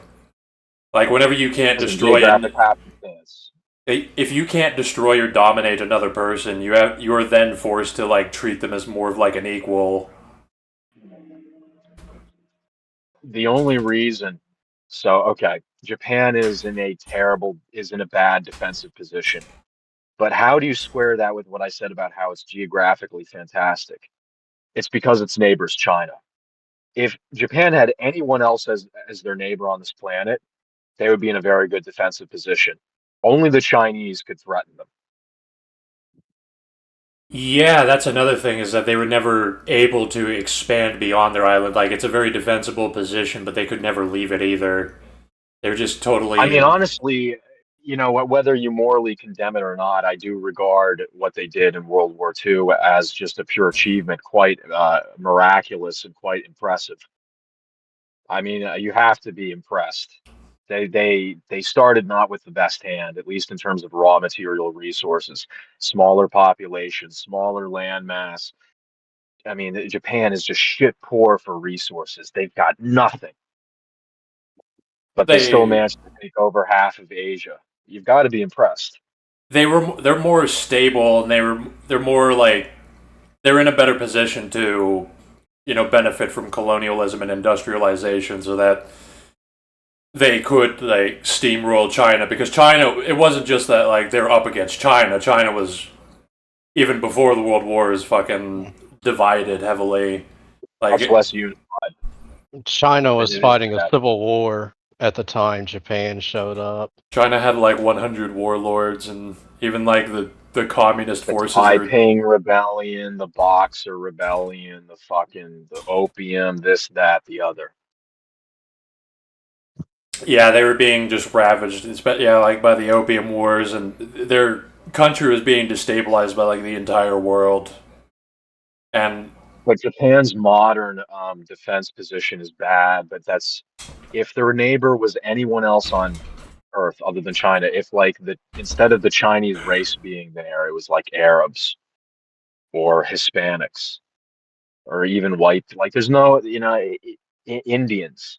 If India was right next to them, they would be in a fantastic defensive position. yeah, well, they would be Well, like the It's just that only Mongol, the Chinese race. It's just that only the Chinese race is competent enough and powerful enough to threaten them from that position. well, I remember, which is 1,000 years ago, just about. But the Mongolians, they attempted to invade Japan twice, and both times a raging storm occurred and just sunk the whole fleet.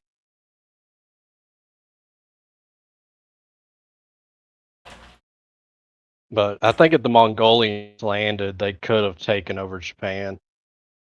Well, that's the origin of the kamikaze. Hmm. The kamikaze comes from when the Mongols attempted multiple times to invade Japan, and typhoons came and destroyed their whole fleet. The kamikaze means the divine wind, the heavenly wind, the godly wind. Kami is God, spirit. Kaze is wind. So yeah. when they named themselves kamikaze pilots, that's what they were invoking. See, I can't believe we got nuke believers in the chat. China's just. I know China has very mountainous regions and stuff, but it's very flat, lush land that obviously was easily toppled by whatever nomadic hordes popped up, and I feel like that's why they stagnated. I'm not entirely sure why China stagnated because like they invented paper and gunpowder, and there is like some good Chinese philosophy, but Well. If you look at America from afar, if you were to study America, let's say modern technology collapses, modern industry collapses, but there's text left, right? And so we can read some text about America in this time, 1,000 years from now. Maybe industry has been built up again after a dark age. it would look to you like, well, I mean, they have this fantastic position and they're the number one in the world and this and that and the other. How could they possibly have stagnated and declined the way they did, right? I mean, it must be some sort of internal dysfunction. Yeah, like it's kind of like I can only guess. It's like the geography contributing to them being destroyed by nomadic hordes and like the stagnation of despotism. Like Chinese despotism is literally like a dude takes over the government and he has unlimited absolute power. Like he literally has like 1,000 wives and he impales. But like if he has Demand it. if he has a concubine that like bites his dick, he will literally go to her village and then have them all impaled on spikes outside the palace, and nobody will say shit to him. Yeah, I That's think it just has to insanity. do with how just hyper conformist Asians tend to be. Like they don't allow for eccentrics. The Japanese, so here's what's unique about the Japanese, right?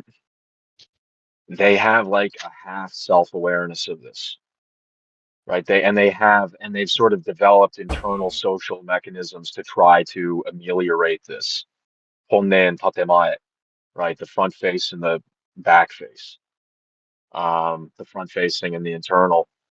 And so you see a kind of individuality from Japs that you see less from Chinese and Koreans. You see Japanese eccentrics, right? Japanese weirdos, freaks.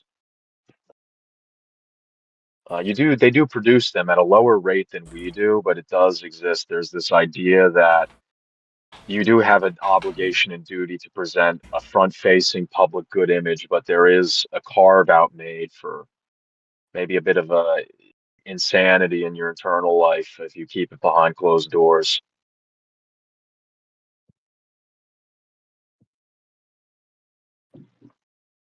And it's like the reason that they can be that eccentric and individual is like we've been talking about how defensible Japan was, including from each other.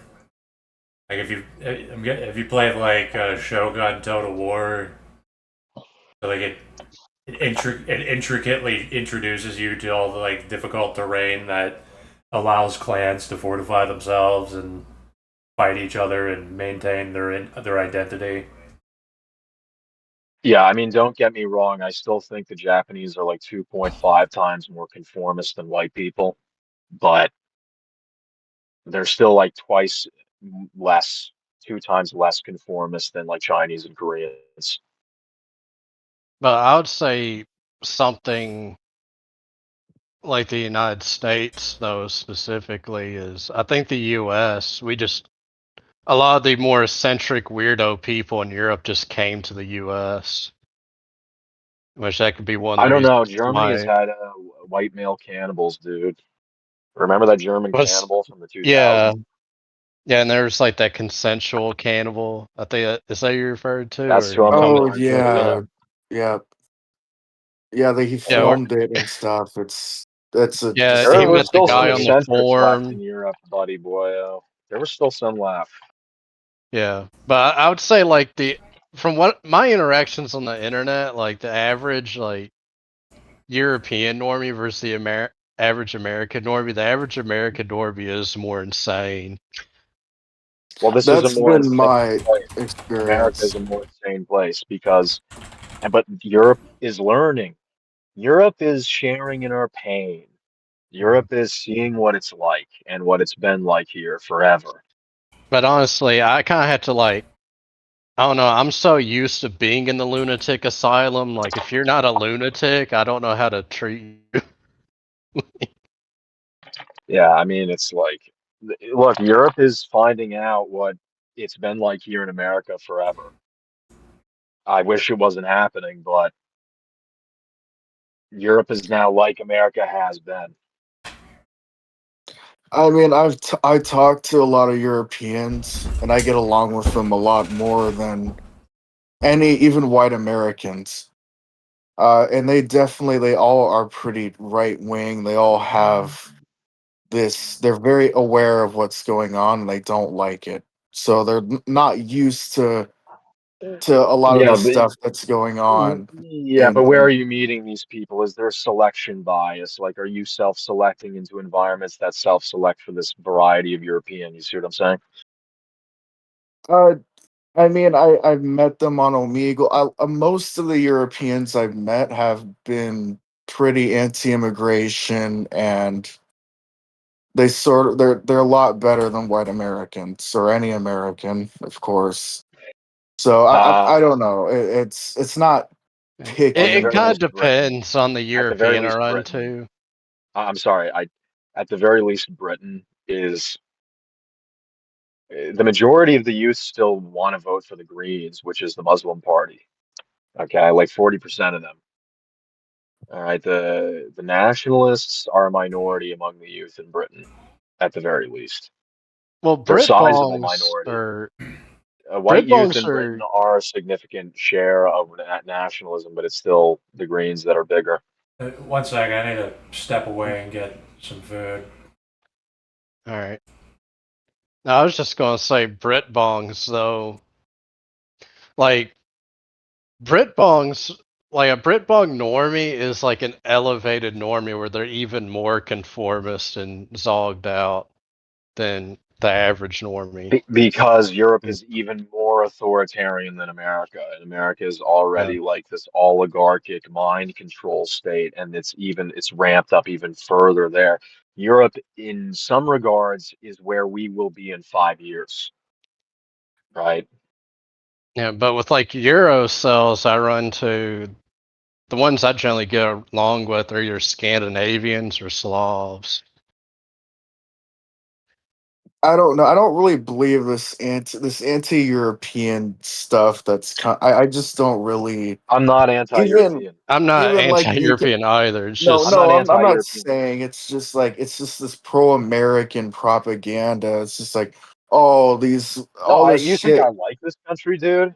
You think yeah, No, like no, I'm who do you not think? saying No, no, no, that, no, of no, no, no, course. no, no, no, no, no, no, no, America's no. a No, lunatic asylum Oh, that I is hate who do you America, dog think man. who central. do you think you're I hate talking it. to, buddy boy? Who do you think you're talking to? All Yeah, right. exactly. No, no, If of you know course. But anything about me, this country I'm not fond of. oh, I hate it. I hate it. Trust me. Yeah. The I United get along States with died Europeans, over 100 years ago, so and like East Asians are pretty. They're pretty based too. I mean, I've talked to even like Korean incels, so I've kind of yeah. Okay, let me say this. All right. I have had not had such a pattern. To the people, it's like stochastic, it's random, pretty much. I've had Americans that are been cool with, but 90% of Americans have been FA, baguettes in my life. But it's pretty much the same for Europeans. It's just like there's a couple cool people, and most people kind of blow.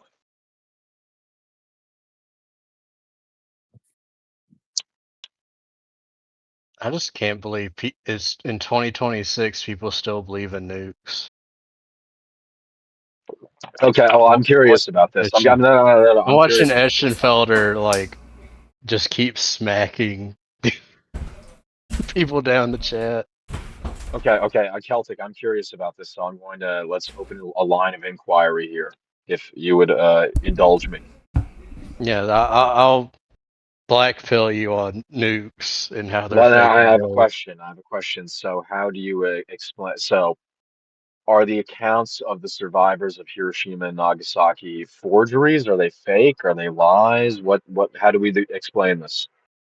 Well, their accounts are basically the exact same as people who were there when Tokyo was firebombed. If you look at the aftermath of Tokyo and compare it to Hiroshima and Nagasaki, they look the exact same. So, do you think that Hiroshima and Nagasaki were just giant fire bombs? Yeah, I think it was firebombing. No, that's just what it looks like. How do you explain the radiation sickness afterwards? The people that had internal organ failure, their skin sloughed off, people that would die of cancer at the elevated cancer rate for decades after in the area.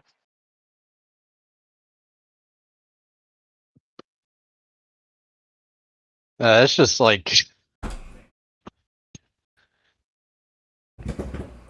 well, first of all, a lot of that can be brought back just being a burn victim, but also too, I question if radiation's even as dangerous as they claim it is. But I mean, if they didn't get hit by the blast, if they were just like a mile away from the blast of the firebomb, I mean, they're not getting scorched. So how do we explain this? But they die 2 weeks later of internal organ failure. Yeah, well, there's that one guy that was claimed to be at Hiroshima. And hair falls out. People's hair their hair was falling out. So I don't know how you explain that with firebombing. I mean, you can get cancer Exactly. from smoke inhalation. There's that one guy, he don't think he died till like 2008, 2009, I forget his name, but he was at Hiroshima and Nagasaki both, and they're allegedly nuked. So if nukes aren't real, how do we explain Chernobyl and Fukushima? Well, Chernobyl isn't even really radioactive. It's not even dangerous to be there. Look at the wildlife that's there.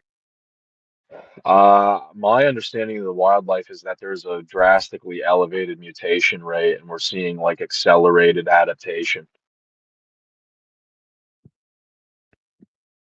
So, like, they evolved to not be affected by radiation. No, it's like there's just observable physiological differences appearing in the wolves there. I don't really have a dog in this fight, but you could believe in nuclear power, like burning nuclear fuel slowly for nuclear power plants without believing that it can accelerate into a nuclear explosion. Here's another problem I have with this, okay? I would expect the world of the 20th century to make nuclear weapons. Like that's what we've been building up to this whole time. This is what we keep doing, right? Technology for war keeps on going and improving. Everyone's always in an arms race. That's the world. Like that was Exactly. the Yep. world. Yep. That was the world for millennia up until that point.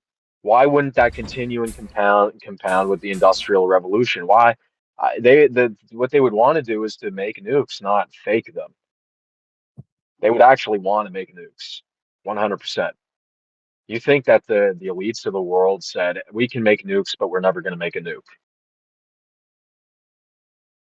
I No, just don't see why they haven't been used since. Like, you really think like India and Pakistan, between the two of them, have over 50 nuclear weapons? that's what they tell people. They may not be operational. It could be a bargaining chip, a threat. So nuclear powers may exist, but a couple people try to kind of fake it for leverage. It's like saying, "Oh man, dude, I got It's also with the I got a Samson Glock in my option. pocket, dude." When I you think it's don't just have fear shit. propaganda to just try to scare you. Like, I don't think the Samson option's real because I don't think nuclear weapons are real. Like, I don't think Israel's going to nuke the world because they can't. I mean, I see what you're getting at, and I understand the motive you're painting here. I don't know. It's just like they. It's just insane to me to think that the elites of the world figured out how to make nukes because they 100% did. Why wouldn't they? Well, But they then managed to decided, but convince then the whole decided, world that but but space is real. but Like, then decide to never build them. We're just not going to build nukes ever. Uh, I don't think they've ever really had the capacity to build them because you can't make them. They're not real. I just don't think they're legitimate. yeah, I mean, this is worth considering for me. I mean, it's something I haven't considered. I'm I mean, willing to. I'm willing. I could I'm willing. send I'm willing you to. I'm willing stuff on to. it. I'm willing to consider it. I'm willing to consider it. I believe in nukes, but I don't care about arguing about it because pragmatically, like we will still speak as if nukes still exist. You'll say that it's like superpowers won't go to war with each other because it would be like total devastation, total collapse of the economy. The elites won't allow it. So it's like it practically makes no difference. But The elites are a cosmopolitan transnational country club of degenerates, right? And how do we know this is true? We know this is true by looking at the Saudis. Shouldn't they be, vanguard, safekeepers, guardians of traditionalism in the Gulf region? But they're not, So right? I mean, from where they came from their history, that's what you would expect them to be. But no, they're not. They're like hedonistic international degenerates that like pay Instagram models to come and let them shit on their chest in Qatar or whatever, or in the UAE or in whatever the hell. So it's like that's how the elites of the world are. It is like their own little transnational degenerate club because of the Saudis. well, you are right that all that happens. And Chinese elites are also part of the international community where they kind of go to nightclubs and drive Lambos and go to Yeah, I mean, academia. it's a But question I've had in my mind for a very long time is whether or not the Chinese are kind of separate from this sphere or if they're like just the same as everyone else. so You power know, bases do exist. Like their power is predicated into the Chinese state, and that does so. You can be like a cosmopolitan member of the international community, going to nightclubs and stuff, and also support your power base.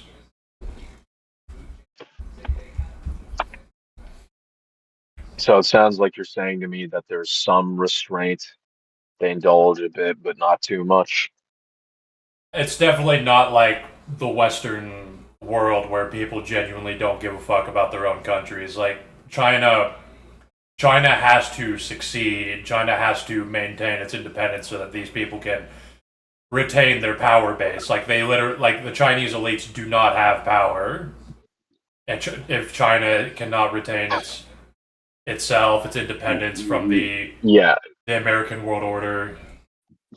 So what I'm getting from this, what I'm understanding is that the Chinese, at the very least, do the bare.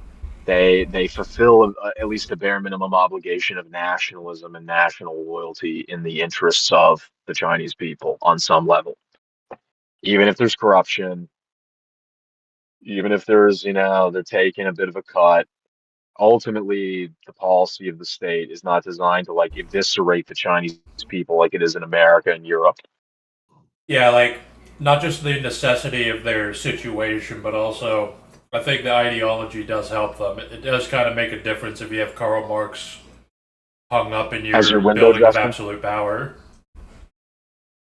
yeah, if you have Karl Marx as your window dressing, Yeah, like even if they superficially pay lip service and there's still like a Chinese aristocracy and caste system, it still has an impact compared to Americans worshiping a vague idea of capitalism and Ayn Rand and whatever. yeah, I mean, my impression, again, correct me if I'm wrong, you're more knowledgeable than me.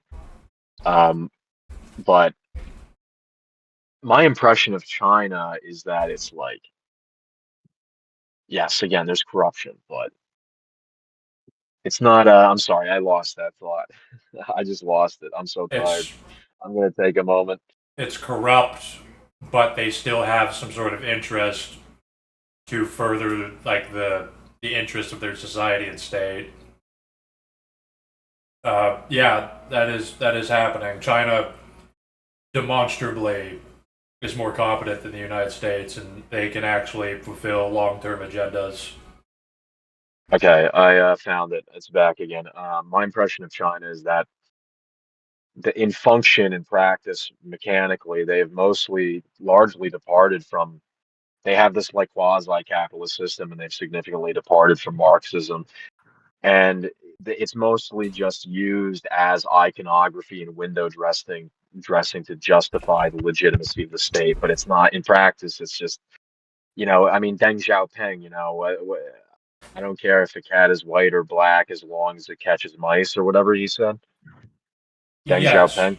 what you were saying is true to an extent. Like if you go to a communist countries, I had a guy in this server, Dutch Nepal. He's in Vietnam right now, and he was just laughing about how there's like all these communist propaganda posters in front of these these Hilton hotels and roofside bars and shit, and it's like it's all just the same shit as the West.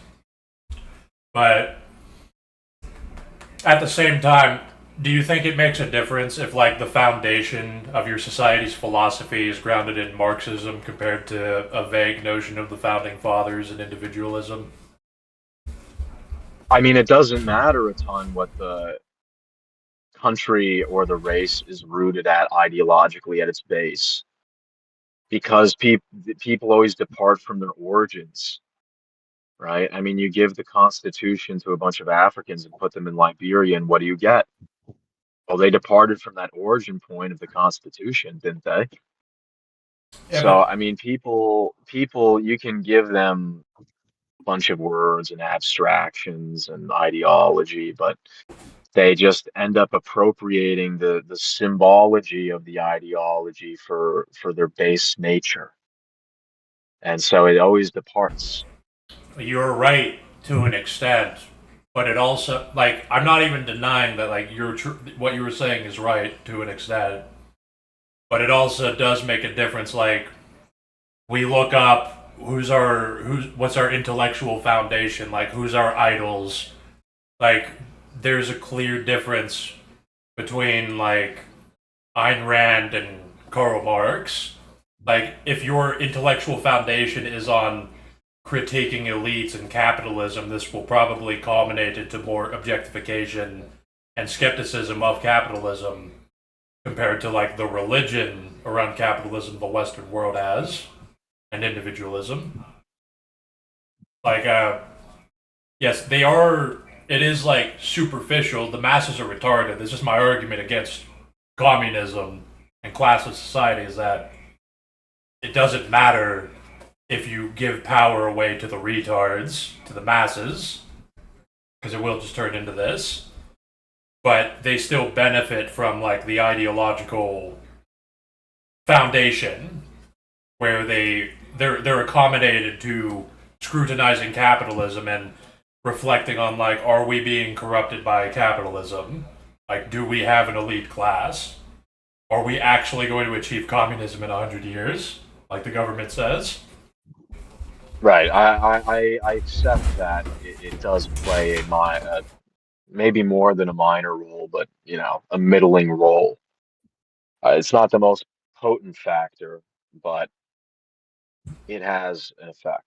I can accept that.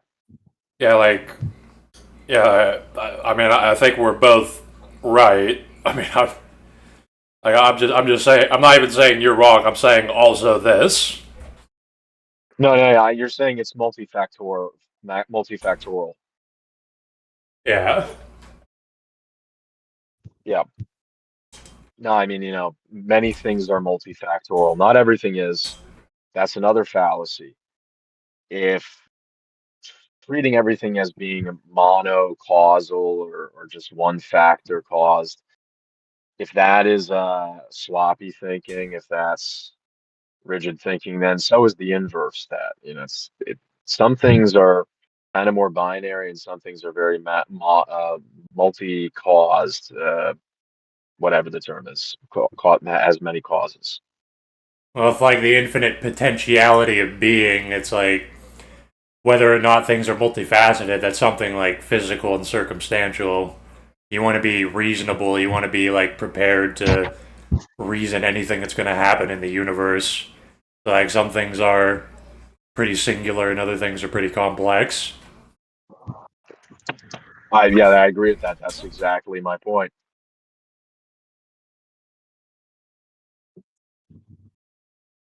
Yeah, it's a very it's a difficult position to explain to people. Like I said that like less than 1 million people that will ever exist on this planet are capable of comprehending that. No, no, no. I'm not part of such an elite class. No, I'm serious. Like I'm talking about like all across history of this entire planet. Like only a very few amount of people will be able to like unify duality. Will be able to like know knowing. Will be able to like transcend the physical for reason. Okay, well that's not me. Yeah, no, that's not me. Yeah. Yeah, like that's just you don't have to like you just have to have like a mind and you go through the world measuring things and then this clicks to you, which is more than you can say about most people that will ever exist. I don't know. I'm kind of just I'm just a fucking hikikomori loser. I mean that's I was a Well, and I hikikomori for much of my life. I was a hikikomori for much of my yeah, I was. I was a shut-in for a lot yeah, of yeah, my life. same with I mean I still am, man. I don't think I'm really I get better it. than You anyone. give it a give it a look. Okay? I just need to ask you. Okay, have you given leaving the shut-in life a try? To be honest, probably a little bit, but I don't think I'm mentally capable of actually blending in with society. I didn't think so either. Yeah, Okay. yeah. Now, I don't know how similar you are or are not to me, but I was like, God, you have no idea. I didn't want to go outside because I was ashamed to be seen outside. Okay. That was how I lived from the age of like 16 to the age of 24. Okay, Af 16. After I dropped out of high school,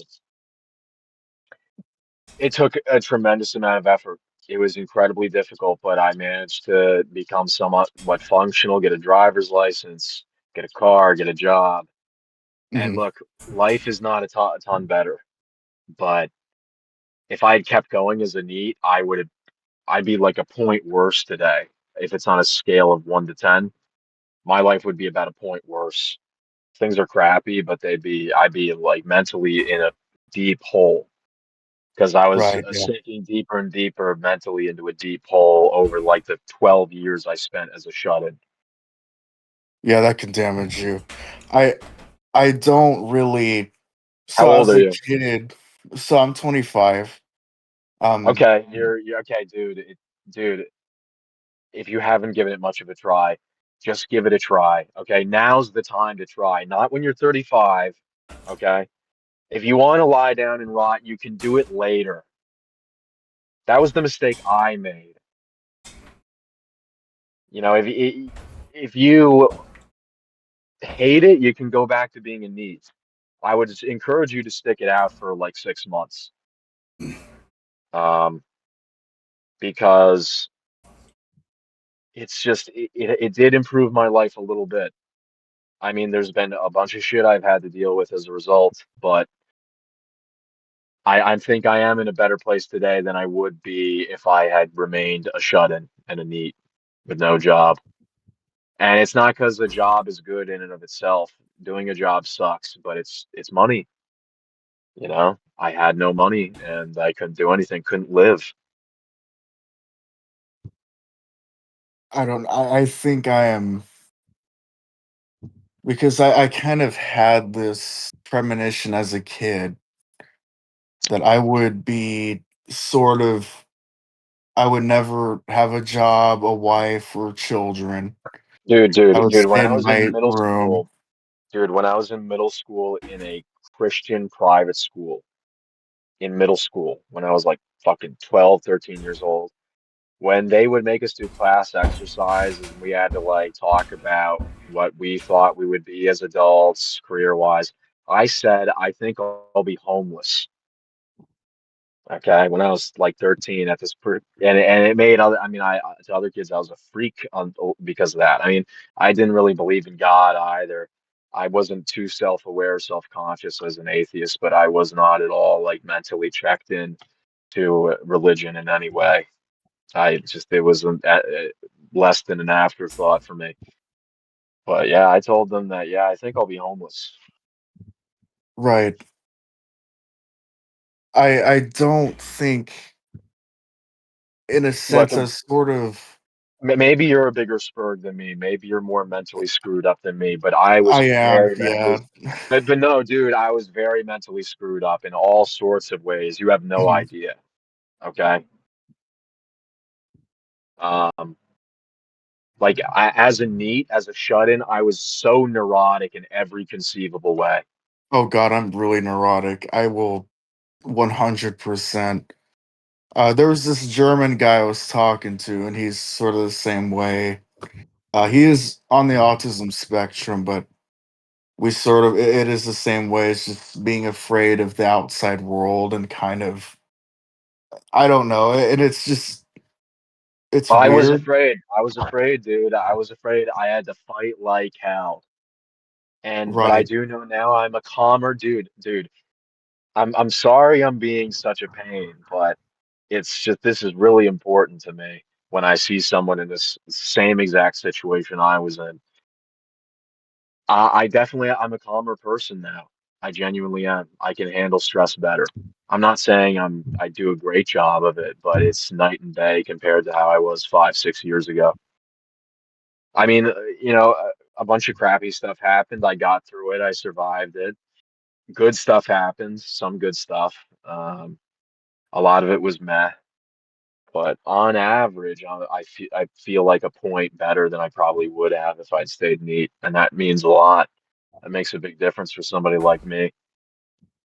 A point is a significant difference. It's I kind of enjoy being innate, and I know that's bad.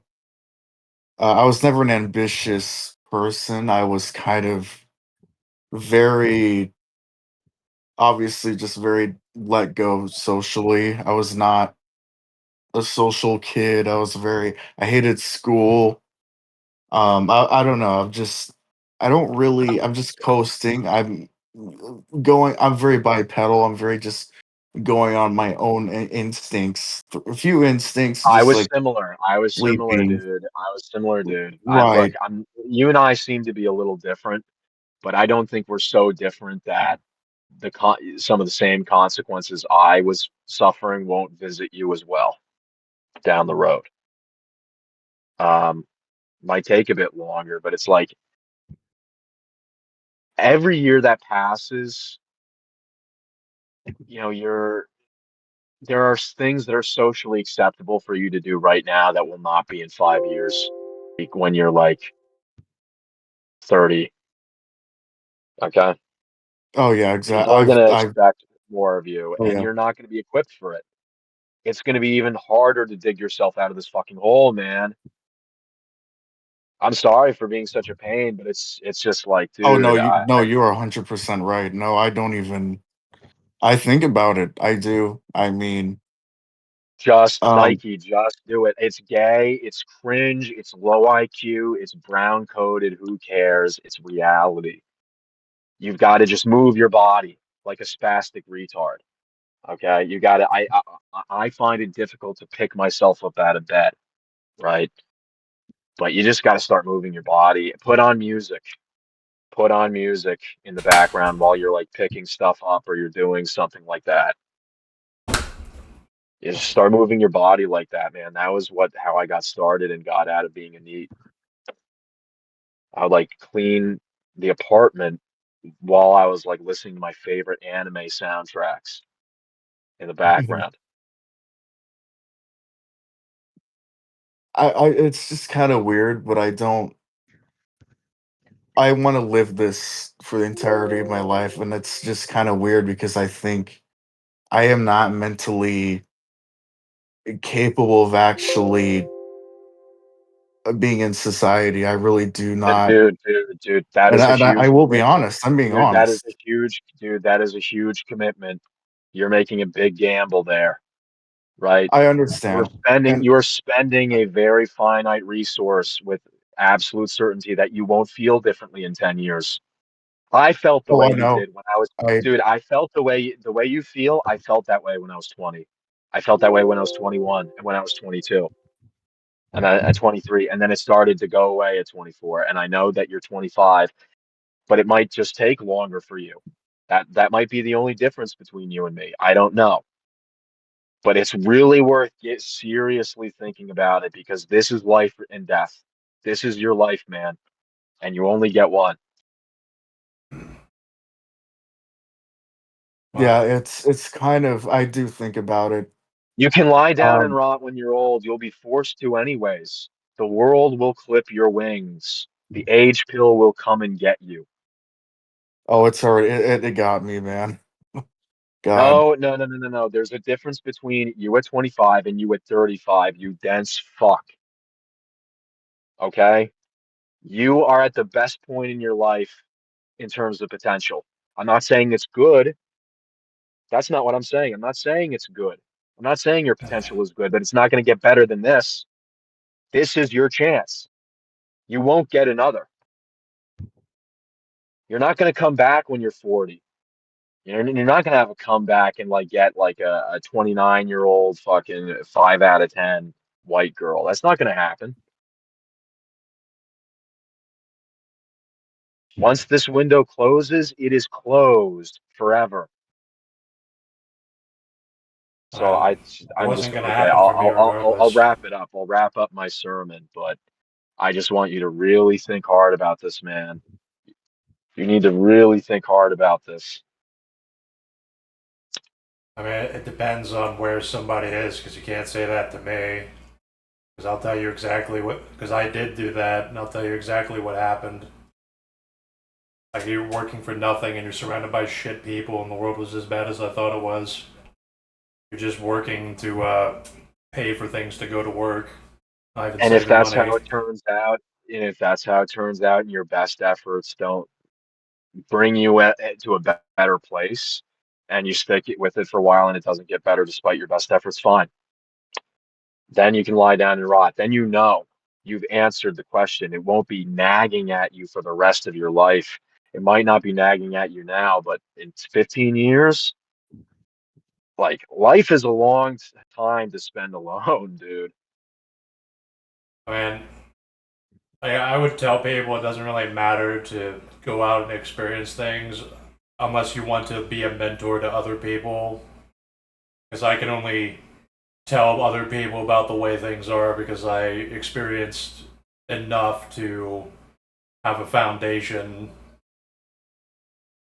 But like, if you don't care about mentoring or lecturing others, then it does.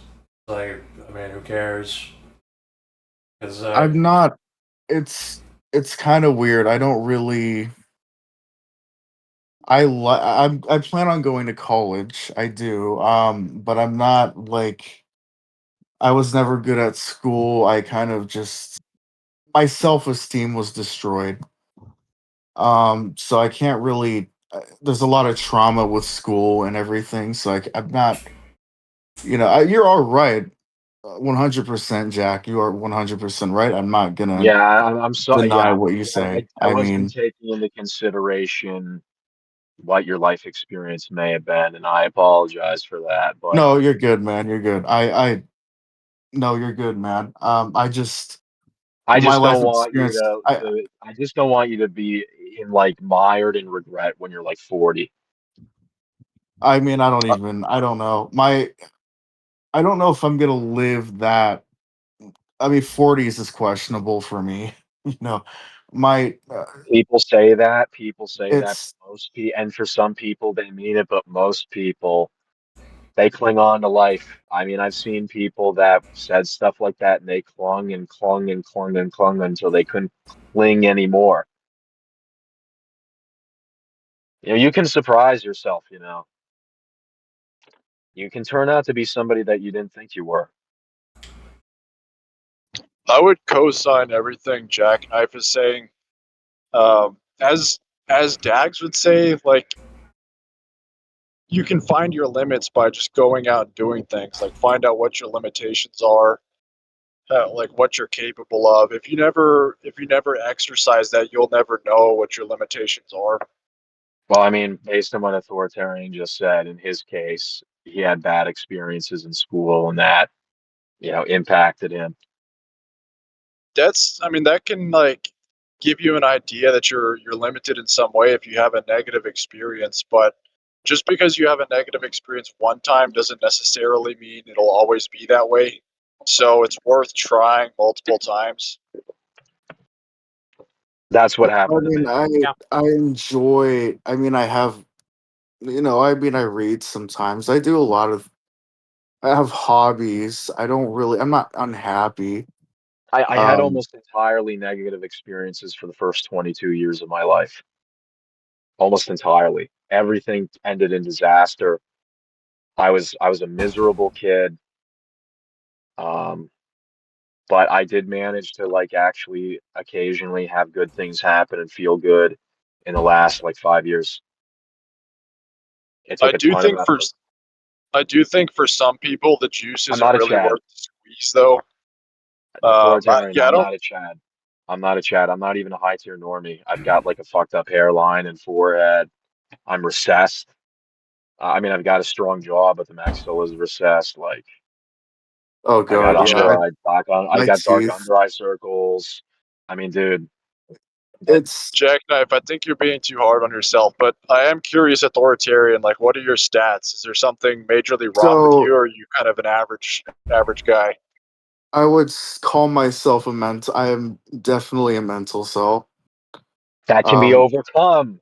That can be overcome. well, I It don't can think be. so, It can man. be. I'm sorry. No, no, you don't know how much of a With mental cell I was. If I seem like a spurg now, if I seem neurotic now, you have no clue when I was like 10 years old. I was like such a fucking sensitive kid and crazy kid and completely all my social interactions were bad. Nobody liked me. I was always alone. Okay.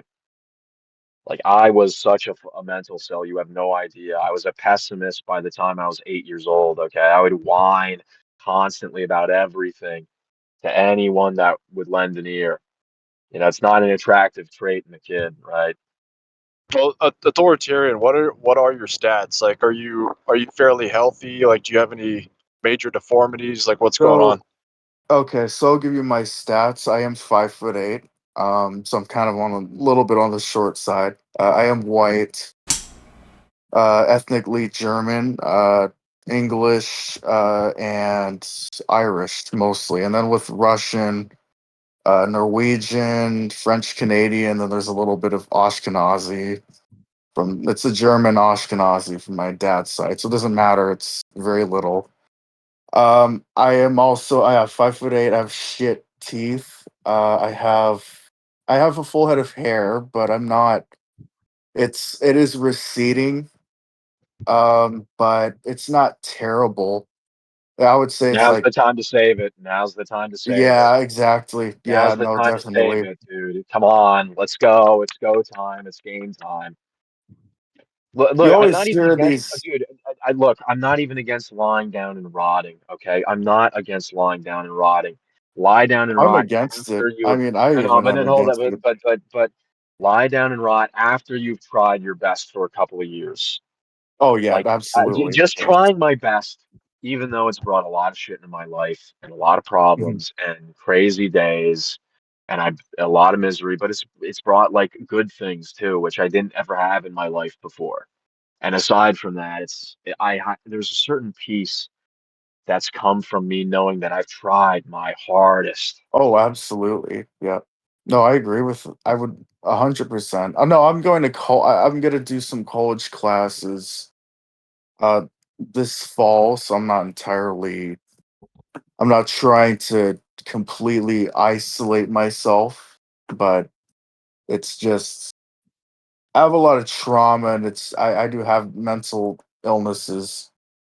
Um, Yeah, I don't know how severe they are, if how much more severe they are than what I had. I don't know. yeah, I mean, you speak very good, so I don't think you're. I mean, you don't sound like you have any mental health problems that I would say you do. I mean, I don't think you do, unless I'm wrong. But Uh,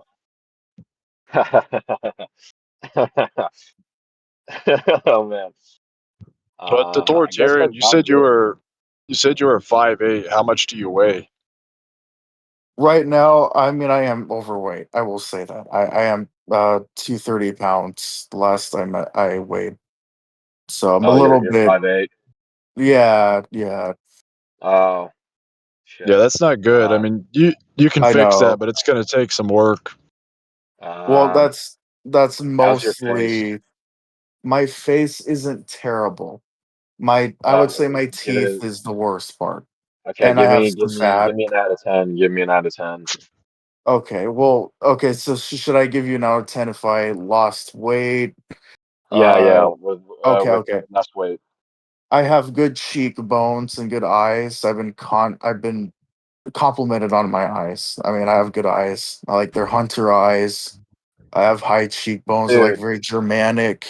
dude, fuck you. Fuck you. Eat shit, authoritarian. Sorry, Fuck man. you. Fuck you. Dude, fuck you, you mental self. Fuck.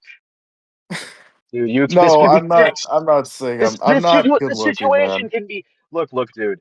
Dude, at 5'8", if you can looks max into being a Chad, which sounds like you've got the potential, hunter eyes, come on. I'm I not saying don't you're know, gonna have a man. great I time. I'm not don't saying you're gonna care. have a great time. Okay, I'm And I'll not be saying you're gonna honest. have a great time, but this can be salvaged. Like you can get something out of this. Okay, this can be worked with.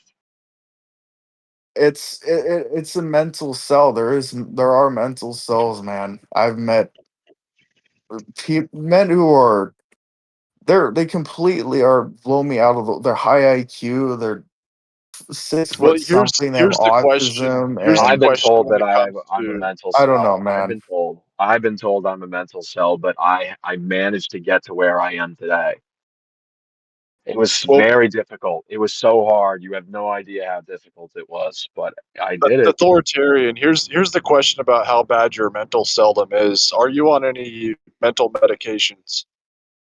Yes, I did start unfortunately on Jew pills. If I don't know if I could say that, but SSRIs. Yes. Is that the only one? It's hydroxyzine. So I have hydroxyzine and some antidepressants. And I Gotcha. actually was never medicated until actually the beginning of this year. I never took any pills. Well, if you've only been taking it for a short time, there might not be any too bad of damage yet.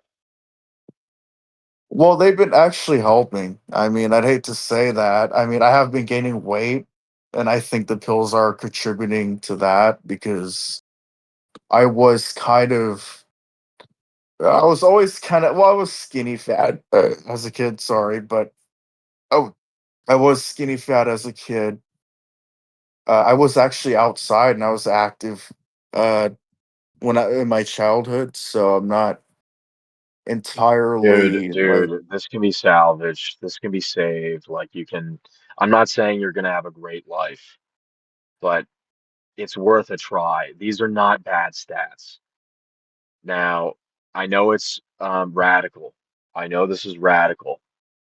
If you did get leg lengthening surgery to 5'10" with a Chad face, if you just did a bit of looks maxing the face, sounds like you've got most of the ingredients to become a Chad already. If you become a Chad in the face and get to 5'10", 100% can be saved. 100% can be saved.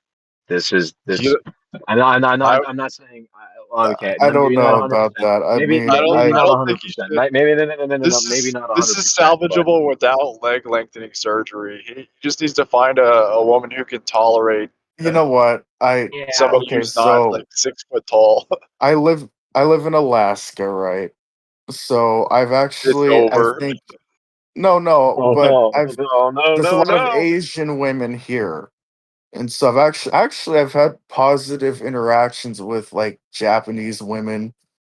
Oh, They've one of them has been nice to me. I'm not, and there's even some like native women or like I don't really care, but I don't really care about women. I don't care about sex. I'm actually pretty happy right now without it. I okay, really do not care about I it. know you feel fine right now. I felt completely fine like that for 10 years.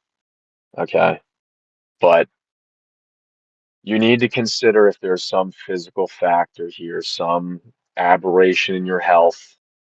You need to figure out, you need to go through everything with a fine-tooth comb and you need to make sure that you're hormonally fine and good.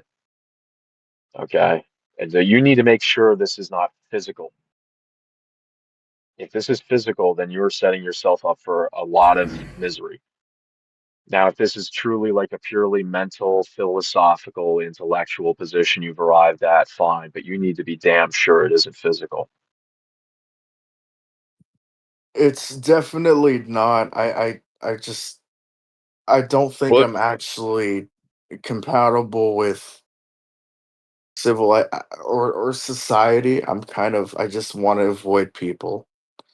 I actually never had a Discord or was even open to talking until last year, until I've actually gotten the balls to talk to people online. And you can even hear it in my voice. I You're am not that bad. insecure. I am. And that's just I understand where you're coming from, Jack, but I also there's just a lot of issues and my mental I think a lot of it is my mental problems and yeah, my I'll stop height, it's banging. 5'8". I'll stop banging on it. All I'll say is, in conclusion, is that it's. I mean, you really could kind of. There's a chance at salvaging this, man. That's really worth considering. But I'll stop banging on about it.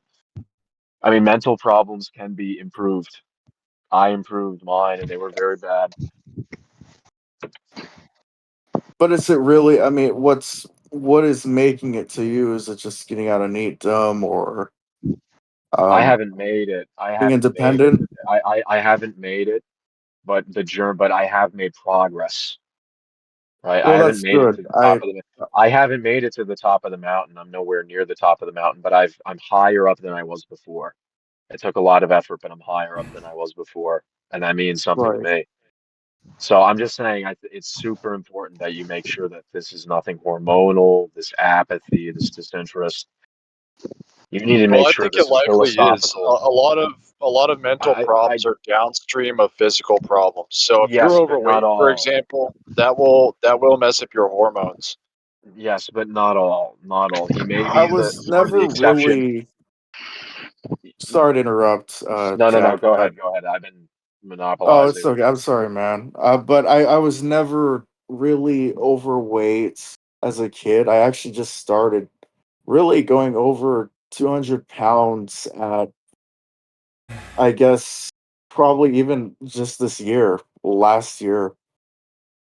Um, I mean, I eat a lot of like, I don't know, my diet's mostly fish and steak and stuff. And also, yeah, fast food. I live in I used to as growing up, I actually lived in a rural place. We had chickens and we actually killed a couple of our own pigs. We used to slaughter our own chickens and we got meat from that and stuff. So we used to raise our own animals and food. Um, but I don't know. I'm just not really, I was never an ambitious person. I don't know. I'm just very my soul I don't know. I just don't think I was meant to really there's no purpose for me here. I mean, I'm not saying I'm not suicidal or anything. I'm very happy. I can live like this for the rest of my life. That's actually what I want to do. I mean, I don't really That's a care big about gamble. That's a big I gamble. understand. I understand. But That's a huge gamble you're making, man. I mean, do I want to I really don't want to I couldn't work most jobs. I mean, that's I made that gamble, and then eventually the bill came due, and it started really negatively affecting me. I was good for a long time. I was happy as shit as a pig in shit. no, So if I lived absolutely. in I Alaska and I couldn't I wanted to get a job, I'd go work on one of those fishing companies where you get like free salmon every day and just cut up fish all day for the season. Make a lot yeah, of money. that's not good. They don't make that much money. I mean, maybe you can join a crabbing vessel, but that's So, I not mean, doable. look, Um, I don't really, it's your life. I don't really, no, I understand. Well, I'm thank not, you, Jack.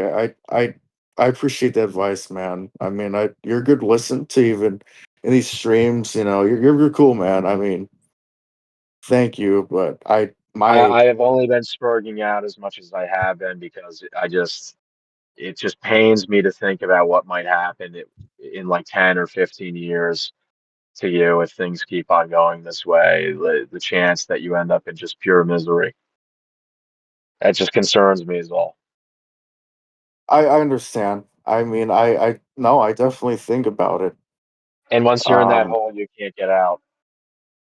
Once you're down in that hole at that age, in like 10, 15 years, you're not going to be able to get out. but But you you're can get also out now. forced to But you work could get out a now, you minimum know. job, but you can't work your way up. I mean, is that actually? I mean, is that getting out of your hole? Sorry, excuse me. Is that actually getting out Yeah. of your hole? I mean, I don't even Yeah, think. I mean, I'm some of our circumstances are different, right? I think I've been a little luckier than you in the last 5 years. I was not lucky for most of my life, right?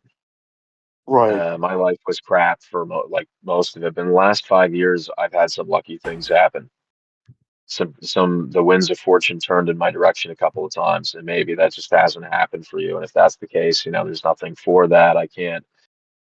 Well, I've had I don't lucky. want to. I don't I've want to. had some Sorry for luck. lecturing you. I'm sorry for lecturing you. Oh no, you're good. No, Jack. This is a good conversation, man. I enjoy listening to you on Wolf Slumbers, and even you're actually a good guest, man. I mean, I subscribe to your channel, so you're pretty cool, man. I mean, I don't, I relate to you, um, and I understand where you're coming from. It is. I'm kind of like your fellow comrade in a way. Like I understand. You Well, have I mean, the reason empathy. why, I mean, if you were like some piece of shit, I would say, oh, go ahead. Um, Right, but I right, thought you were scum. Like, I wouldn't, I thought you were like scum. I wouldn't care. Like, there's plenty of people I would wish that fate upon. right, Um, right.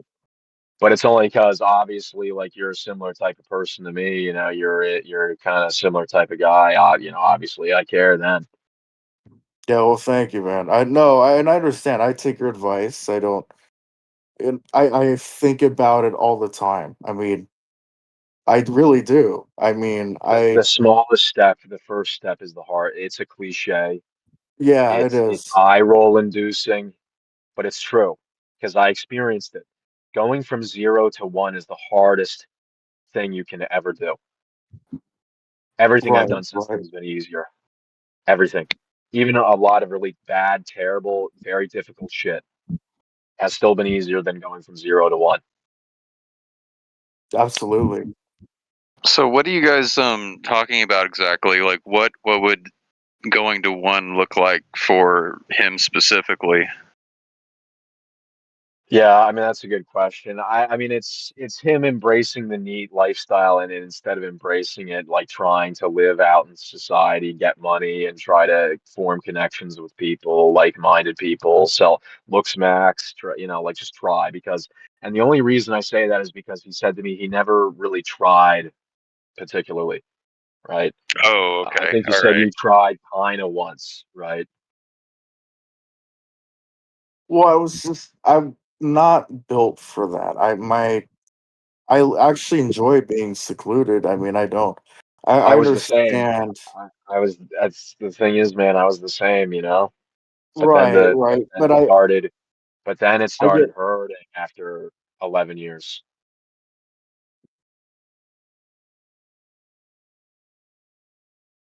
Well, you said you're 25, right? Yes, correct. Yes. Okay. Well, um, So what I've been given doing in excess in here is I've just been like spurging out on this guy and like telling him over and over and over again that now is the time to try. well, to be perfectly honest, the time to try was 5 to 7 years ago. I'm not saying that there's no such thing as trying when you're 25, because I remember being just about 24 and I decided to try again, and ascend and try and make the dating market work in my favor. And it didn't happen. Um, so like It's even not if you were to do necessarily. I don't think for me, it's not necessarily about women. It's just what is it I'm then? just very content. I mean, I'm actually just very content. I actually like just sitting in my room playing. I don't know. I'm just very. I I mean, never, I'll as lay even off. as a kid, I I'll lay never off. imagined myself having children, getting married, having a job. Even as a kid, I I just I like I I want to get I married. wish I could sway you, but I'll lay off. Like I'm not ultimately, No, I that's understand. Well, thank you, Jack. I do appreciate that, man. Even to the stream, you kind of you're a smart person, man. I mean, and that's just I understand, and you are trying to help, but it's just I have to be realistic. I'm not. Of course, I'm gonna go to. I mean, I will go to college this fall. Do a couple of free classes. It's mostly a money thing, but I actually have a bookshelf. I read. I mean, I'm not. I have hobbies. I go out. I mean, I enjoy doing these things. It's not a validation that I have to impress people with. I don't have anyone to do that. I don't really. I just do things out of pure enjoyment. I don't really. If I die early, I die or whatever. I don't. I don't okay, know. okay. I'm factoring in and taking into consideration the fact that we may have had some different life experiences. Our luck Oh, does vary. absolutely. Look. I have to be transparent, and I have to take this into serious consideration. I am like 5'11" and 3/4 of an inch, right? Mm. That's a significant difference. Oh, So very I much. have to Yeah, I have to bear that in mind and grant that to you. But you said that you have hunter eyes, you have high set cheekbones, like I do. that's the Yes, yes, I makings of do. a Chad if you look smacks, dude. I mean, that's I I don't mean, have do that. chat, but I don't hold, but have do that, buddy. chats actually are they actually really successful? I mean, when I go No. out, Well, exactly. Well, excess male will actually defend me on this. But if I when I go out, I do see ugly couples. I don't see Chads. Actually, I see even Stacy's alone. I don't. I see. I even. I saw good. I see good looking people alone. Actually, I don't really actually, see I don't even know these why. Chads that are slaying these women or It's a are in fantasy. these relationships, man. I don't. I really don't. I don't know. I don't even I know see why it you're so more. fixated on I height. Like I'm 6'5" and it doesn't fucking matter. It means nothing. Like if you have no connections and you have no money, it means fucking nothing. You're disposable. Like a lot of people are tall here. You're just gonna be fighting over broken single mothers that smoke weed. That's true. Yep. yeah. I mean, look. I'll give up. I'll lay off. I'm just. I I mean, got I into a crusade. No, well, thank you, Jack. I mean, you're actually. I do appreciate it, man. I mean, you are pretty intelligent, actually. Um, I would say, yeah, you're actually. So, I mean, it's good. You're a good guest, man. Um, Well, I'm glad Well, that you weren't if too you're neat, bothered and I I would take your ride by that, advice. but I would be productive at the same time. Like if I was you, that's what I would be doing. Like if it's a situation where there's no pressure on you to pay rent or whatever, like I mean that's I would ride that out as much as possible. I wouldn't be, flying back down to the main 48 and trying to, do the typical 9 to 5 thing because I know that's not gonna really work. It's pretty brutal, and you'll most likely just experience burnout, and you won't be able to do it. Jobs don't pay a realistic amount of money when you look at cost of living, so it's you're walking on really thin ice if you were to do anything like that. It would make a lot more Yeah, sense to and I, use every asset that you have. So being neat really is an asset because it's giving you all this downtime to strategize and do things. well, I mean, that's Right. if you're I mean, strategizing. That's if you're strategizing. exactly. Yeah, I mean, which I but recommend that. no, absolutely. But if I have an option to leech off of people, I will do it. I mean, That's good. I That's don't good. feel bad about, yeah, exactly. I don't feel bad about, I actually can fall back on people that I know of. I mean, if something happens to I mean, we all get along. I get along with my family. I know that, yeah, it's uncertain. Being in need is not, it's very uncertain. And I definitely absolutely agree with that. Right. Whoa! Hold on. Let's not conflate being a NEET with living with your parents or living at home. All NEETs live at home with their parents, but not all people that live at home with their parents are NEETs, right? You Yeah, can still but be like, have a part-time job 2 days a week or whatever to get some jumpstart money for a venture or whatever, or something, whatever, while living at yeah, home and yeah. accumulating money for a rainy day. I mean, stuff breaks, you know. Right, right. Yeah, you're right. Do you receive government assistance in any way? Like, um, are you on the SSI or whatever it's called? I I will try to. I do have a neuropsych coming up, so I will be trying to get. I will do everything in my power to get on SSRI. I know, or SSI. I know I will. I'm not a single mother or a brown immigrant. That's going to be tougher to get on disability because that's the only people that get on disability in America. But I will do everything in my power to get on it. Right. Well, I mean, if I it doesn't faked the work out, schizophrenia diagnosis, so that's how far I'm going. you're saying that you're trying to get that diagnosis. No, I faked the no, I faked the schizophrenia diagnosis, Oh, it's even already though I'm not. official. Yeah, I've never. No, I've no, I don't have schizophrenia, but I faked it. Right, Um, but I'm saying on paper it's official. yeah, it's official, yeah, and that helps in my case. But I This am is an getting. insane stream. This is It a is. crazy It's stream. great. We just delved into this. I was listening, and then Wolf brought me in, and then now we're talking about this. Um, but no, I have another neuropsych coming up, so um, yeah. I mean, I'll be trying to whatever I'm diagnosed with. I will do everything in my power to get on e-bucks. So yeah, Um, now if that doesn't work, like what, like would you just keep doing what you're doing now, or like what would happen? that I might have to get a part-time job. I might start day trading, probably. I might just because I have money, so I may as well just. If I Day don't get trading on is a it, good then I'll idea. just. I Day may as trading well is a just good take the risk. idea. Exactly, I may as well just take the risk, but not Day right trading is a now. good idea so That's long as you after. study it heavily first. Exactly. Just Yeah. like, Yeah. you know, run simulations, like run. Yeah. Hmm.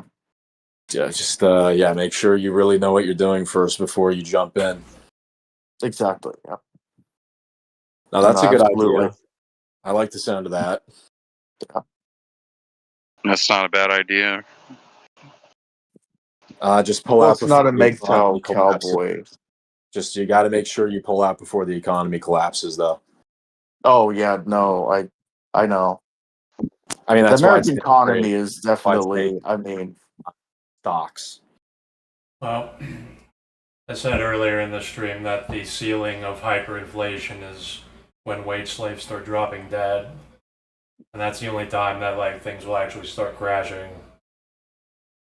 Like, I mean, you do kind of wonder like how do these. I do wake up every morning and I do think about how the fuck do people get up every single morning like this, and they have the energy to go and maybe fill up a gas station for someone or whatever, stand behind a counter.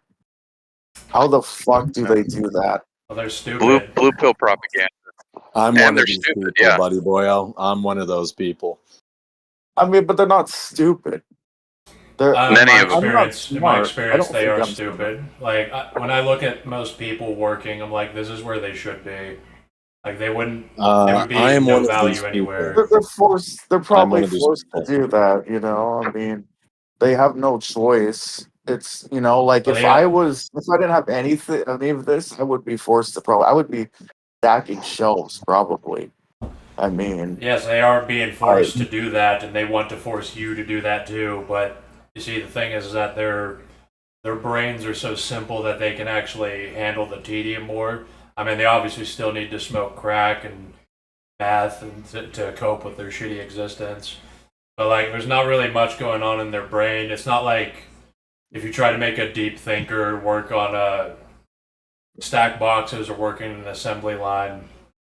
Like that's like another level of pain compared to like a retard that doesn't even know what's happening in the world around him. Like that's like most wage slaves should be wage slaves, and they have to be forced into it. They have to be forced to be productive.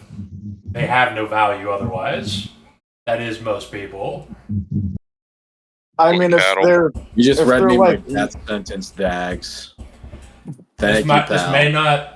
this may or may not apply to you. I mean, I don't think it applies to me. I'm not cut out for wage slaving. I've already done it for years, so I know it's shit, and I've seen all the retards there, and I know I'm what. a wagey. I'm one of these people, buddy boyo. I'm one of these people.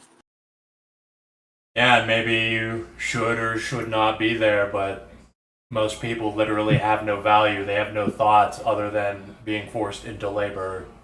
Like, Yeah, I think probably like 65% of humans that applies to.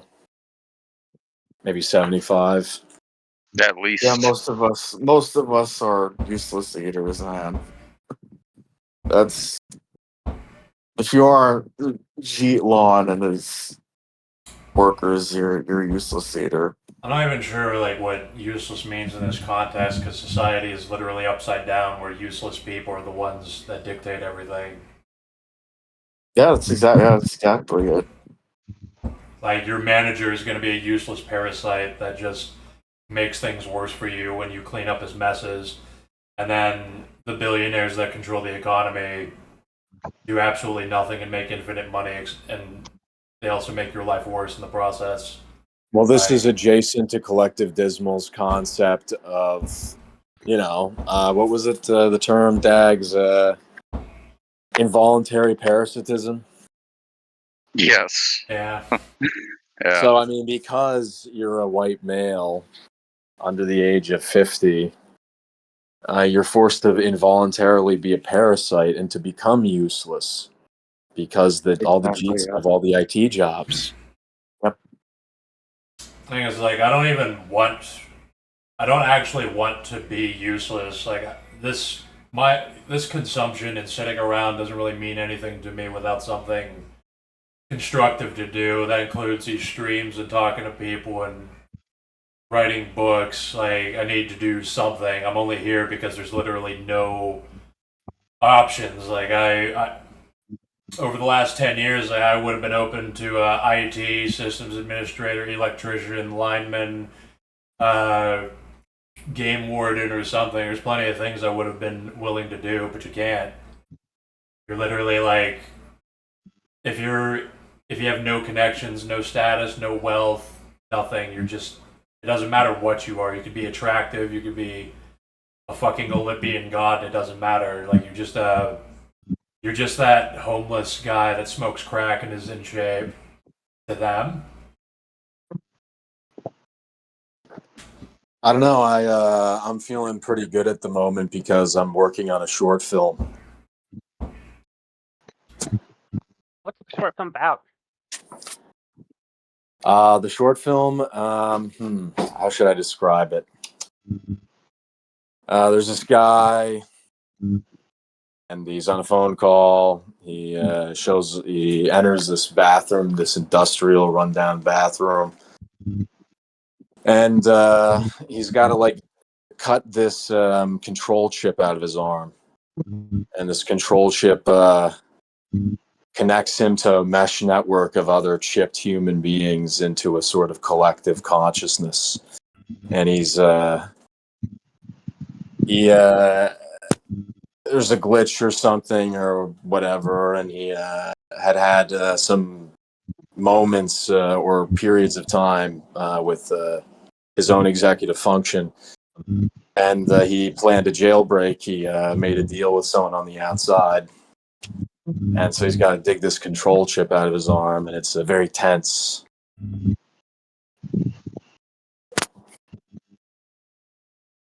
That's interesting. You should post index server when you finish that.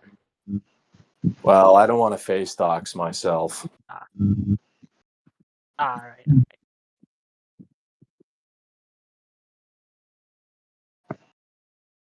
Yeah, like having something productive or fulfilling is good.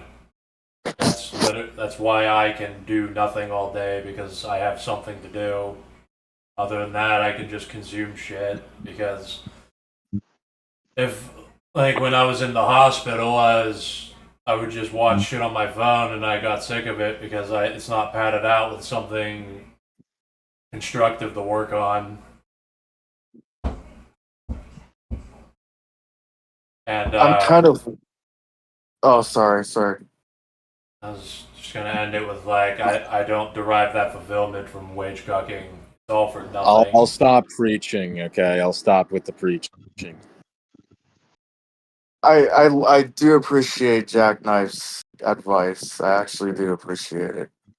Um, honestly, I'm actually I am just a retard, useless consumer. I'm just bored to just take up resources, and I don't think. I mean, I think even 60 plus, even 60 years in the past, I don't think I was supposed to really. I probably would have died.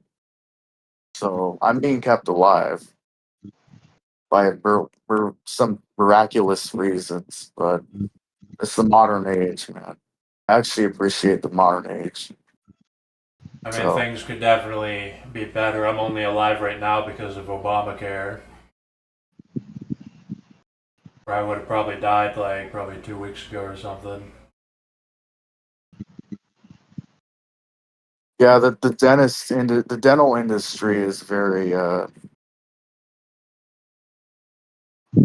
not gonna say anything beyond that, but Well, y'all know what I'm talking about. that's corrupt. Like most, Yeah, like corrupt. We'll say corrupt. I don't even. That's one of the reasons I stopped going to the dentist a long time ago, is because it's all, like, you literally can't trust any of them around here. Yeah, the dentist that has this harem of fucking dental hygienist females. So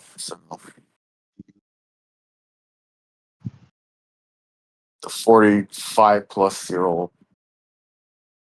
Yeah, like healthcare is clearly better without the profit motivation. Also, Oh yeah, they're all corrupt because with socialized healthcare, they just give you your treatment. You're in, you're out. There's not more or less than what you need. I mean, the systems in Europe and Canada are clogged, and there are long wait times. That's better than either not having treatment at all or being in debt for the rest of your life and getting your car taken by repo men. I agree it's exactly. I mean, better. I Yeah. agree it's better. I agree it's better, but it's not good because Browns are both in Europe and America, basically. I mean, it really is that simple. Well, They ruin these systems. They ruin these healthcare systems I off of our agree. backs. I believe that eugenics needs to be paired with socialized healthcare, and we need to eliminate mass immigration. But, like, even if we at least stopped the current trends right now and everything stagnated, it's potentially salvageable. But all I know is that I mean, things things would be better if we socialized healthcare more than it was right now, regardless of the giant the burden it would have from obese people and nons fucking destroying the system. This is why you should hate leftists, because they destroy socialism.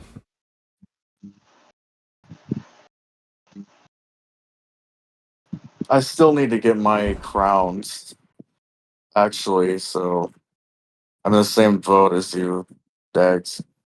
I had to I'm way had to get worse. root canals. Yeah, well, it's way worse, yeah, than me. Like Absolutely. I'm already beyond the point of no return. Like I'm literally randomly any day I'm not gonna be able to talk anymore. Like that's it. Like I'm gonna be able to talk, but it's not gonna be fun to listen to. You serious? Like that's inevitable? Yeah, I'm not gonna have teeth to fucking enunciate things. Really? Wow. Yeah, like that's just a fact. That's one of the reasons that like I started trying to like get some audiobooks and stuff out, because I'm not gonna have a voice to do it with soon. I'm not gonna have a mouth to speak with. Jesus, man, I'm so sorry. What is so it sounds like it hasn't happened yet, but like what is the cause of the teeth not being there in the future? It's just like mass infections and rot that cannot be fixed, and the teeth have to be pulled out. Damn. Every single one. Yeah, it's like it's all like every tooth.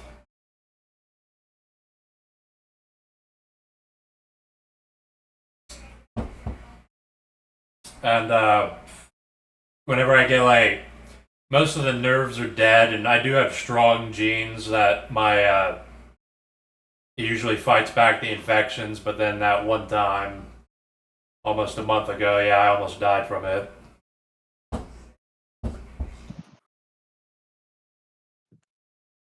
Dental implants cost like $20,000, which That's a lot of money. I might be able to do that, I guess, if my dad dies and he leaves me money.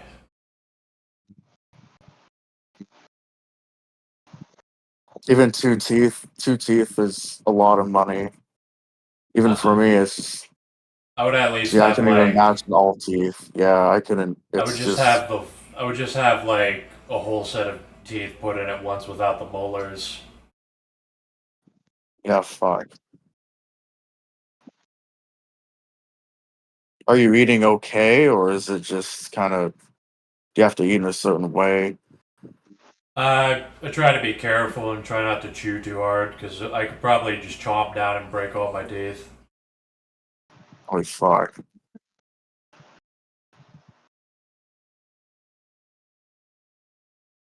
Like if Yeah, I if I just use my finger and pull on a tooth, I could just snap it off. okay, yeah, that's bad.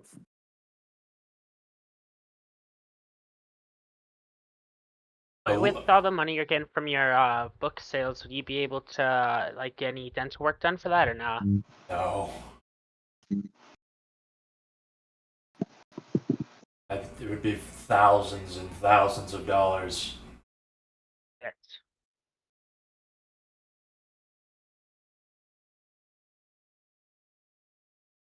How much would it be?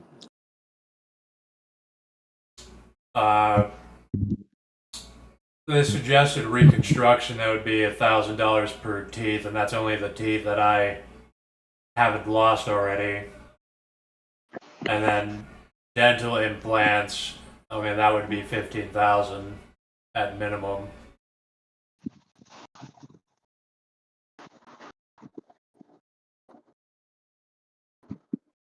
I Yeah, I mean, can I find the don't. money. I'd PayPal you some for that. I mean, it's gonna be that would be way too much. Like I literally have to just kind of just expect that I'm either gonna die or my dad's gonna die, and then whatever he leaves me, I'll probably set some of that aside for teeth. But then also at the same time, I'm gonna be like, when he dies, I'm gonna have to immediately relocate somewhere, and I'm probably gonna move to like around Philadelphia or something and try living there. It's probably not gonna be good.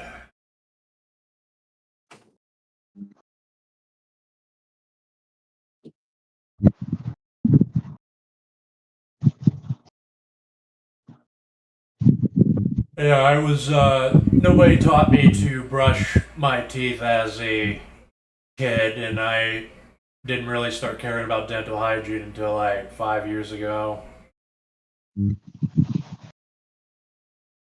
which was already too late.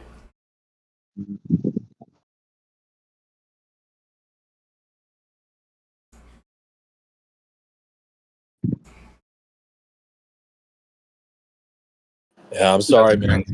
Man. Like all of your teeth not being there. That's fucked. Yeah. I'm sorry, man. Jesus Christ, I'm sorry, man. I mean, it sucks. Like, it's hanging over my head. Like, it's one of the reasons I just don't care anymore. Along with the fact that, everything around here sucks. I genuinely went out and found out everything actually does suck as much as I thought it did whenever I was an edgy teenager. Yeah, see, like, unlike me, Asmongold is propped up by Israel and Palantir and Peter Thiel, so he got all of his teeth replaced.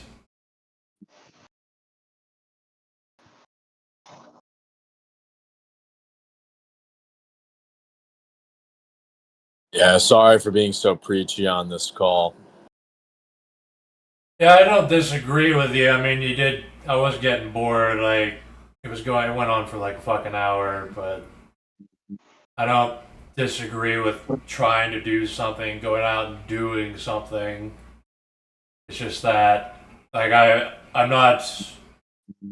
It's not like how MGTOW Cowboy does it.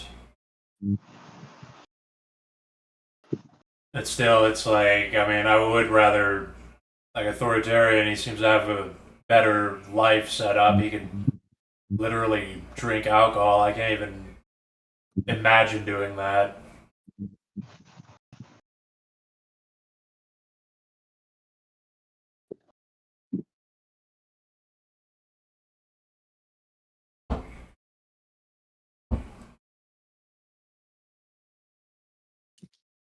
Well, if you did anything MGTOW Cowboy told you to do, you would just be making your life objectively worse. But it sounds like Jackknife is coming at it from a very different angle. It's just more of like utilize whatever youth you have and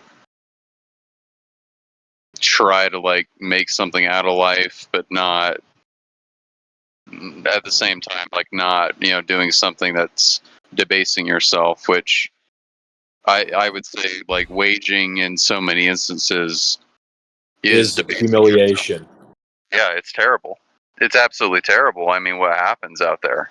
I mean, it's inexcusable. It's immoral. It's sick and twisted. And different Yeah. states have different levels of workers' rights. Some states have virtually none. Like the state of Utah is probably the worst state for workers' rights. It's a completely at-will, bias towards the employer kind of arena. And so there's all kinds of horror stories I've heard from people IRL.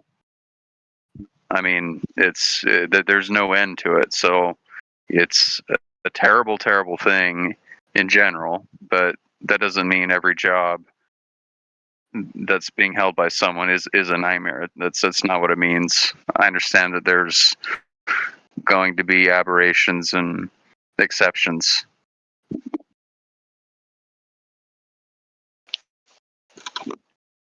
Well, Utah is very red. It's a very red state, I think. Not anymore. Okay, well, yeah, Salt Lake is getting probably blue, pretty liberal, I would guess.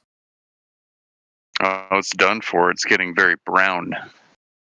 Oh yeah, she's. The worst color. I lived in southeast Idaho for a year or so, the Pocatello area. So Around Boise. it was around Pocatello, so it was close to Oh, the Salt Lake Mormons. City. Yeah, my family on my mom's side, they're Mormon, so Oh, it's a they're Mormon they're kind connection. of. Yeah, oh my God, the dashboard sphere is just like it's like an Illuminati of Mormons up in I this bit. know it's the Mormon question and the Jewish question. It's like it's Jews and Mormons coming together. It's like, oh shit. So no, you weren't in the South. Well, I mean, you were up in Pocatello with the Mormons. Okay. Yeah, well, southeast Idaho and Utah, it's all Mormon, and parts of excess knows. Yeah, dude, Pocatello is not that different from Rexburg in terms of what you find with the people and how they live and how they think and how they respond to non-Mormons. Yeah, yeah.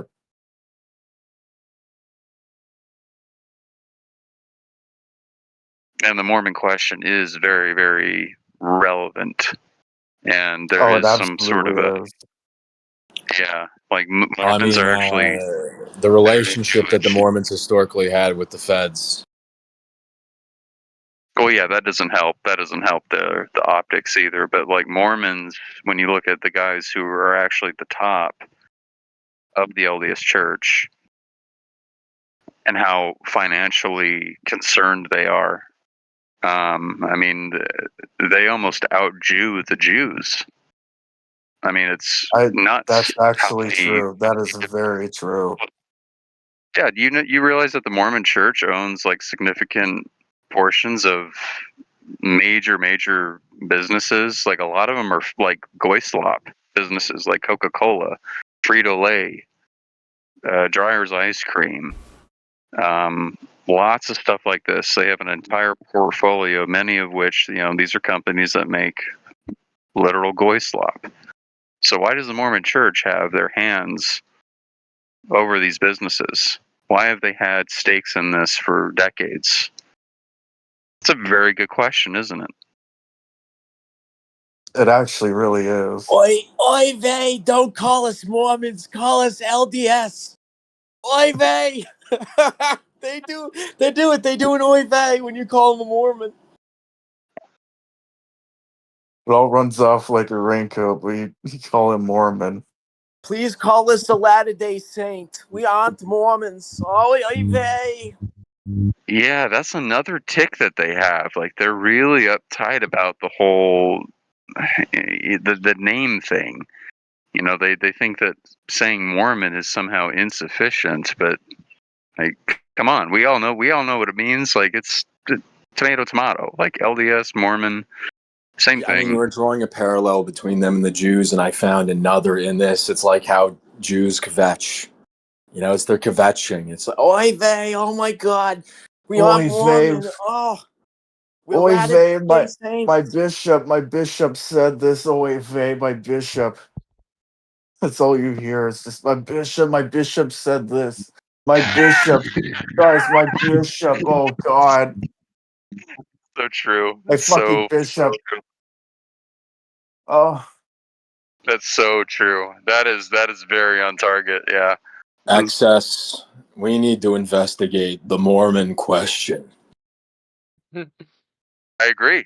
I have wanted for some time now. I have wanted to break into Mormon HQ, which is not far from where I am right now. I'm referring to the Salt Lake City yeah, Temple yeah, because the it's not. Salt Lake City.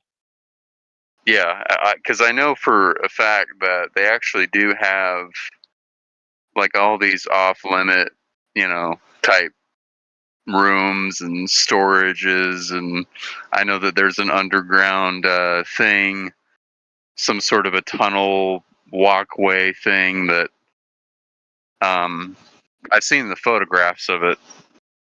Um, it'd be interesting to have access to these things and take a peek around. But I know for sure that they're not going to let me. They're not going to let anyone just waltzing off the street and do that.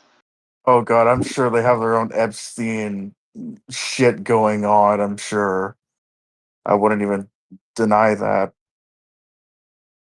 Catholics do it. The Mormons do it. The elites do it. What's next? Christians? I'm pretty sure they're already there, actually.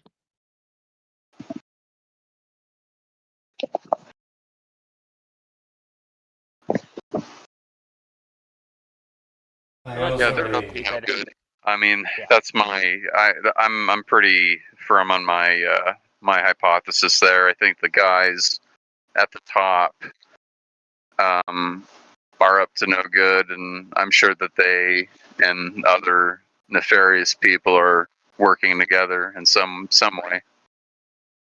I mean, this could be the premise for a podcast with you and me, Access, like the Mormon question. It's like X-Files.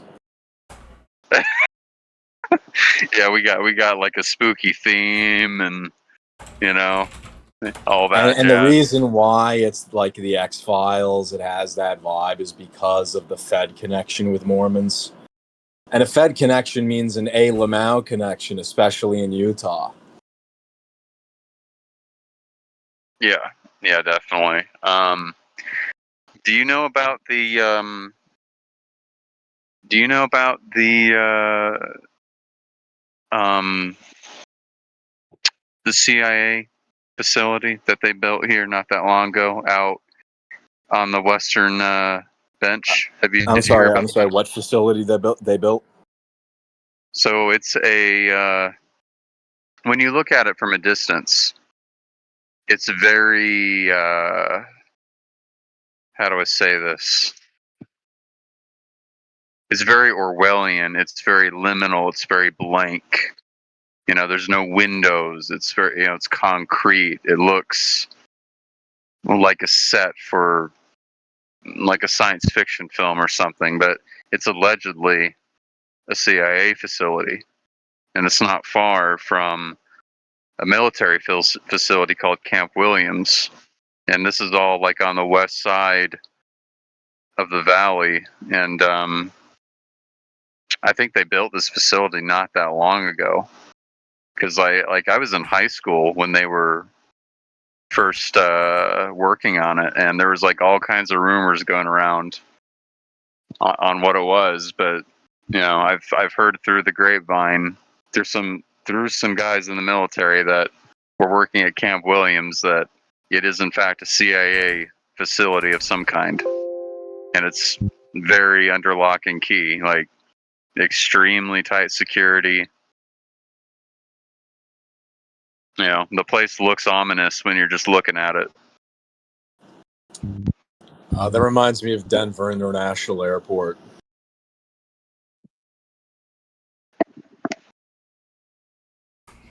I hate that place. It's a shithole. I mean, Denver International Airport has this conspiratorial reputation as being this structure of evil, of profound evil, and it having symbolism throughout the structure.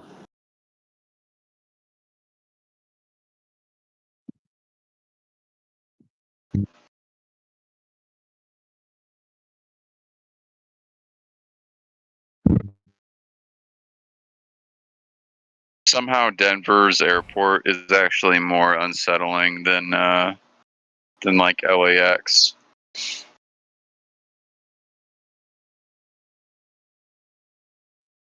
You know the worst place I've ever been?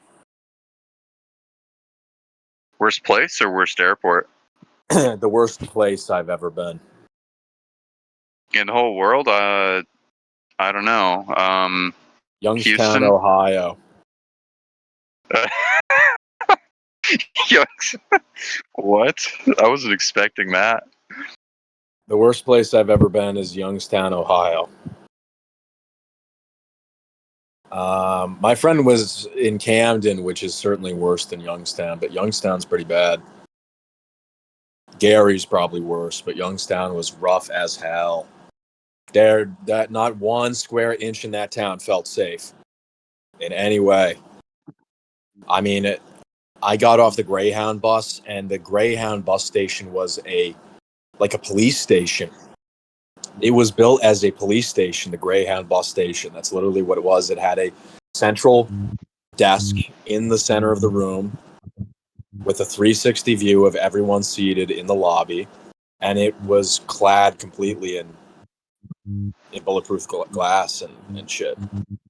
I mean, I made a beeline out of that place, and yeah, it was just sketchy as hell. And I just went to the nearest cafe and went all the way into the back in the corner and sat for like 2 hours for my connection. What were you? That's really far from where you live today. Like, what was causing that trip? Visiting a friend, Jeez. a male friend, an actual buddy of mine, my oldest buddy. Did he move to Idaho? Is that what happened? No, he's from the Midwest. Oh, That's how I wound up in Youngstown, because it was on the bus route. interesting. Yeah, that sounds. Man, I don't know. Getting there that way. That sounds kind of rough. When I went into the public bathroom in the Greyhound station, I go to the back and open a stall door, and there's just like a opened can of Chef Boyardee half-eaten with a plastic fork left on the toilet seat, and I'm just staring at this thing for like 30 seconds, and I'm just like, man, You gotta be kidding me. what am I Can't be doing real. here? What am I doing here? Yeah, man. That's the kind of like imagery that just makes you want to go home and rethink your life. Maybe you can see why I feel a connection with Lynch. Maybe you can see why. With what?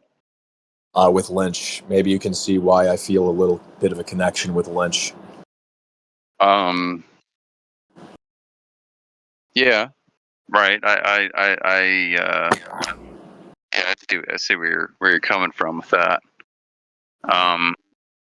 Yeah, people either really respond to his stuff, and they get it, or they just think it's like nonsense and weird. I mean, it's just the sort of schizophrenia that comes from living in urban America as a prole, working a shit job. Yeah, yeah. As he was in Fishtown. He lived in Fishtown, Philadelphia.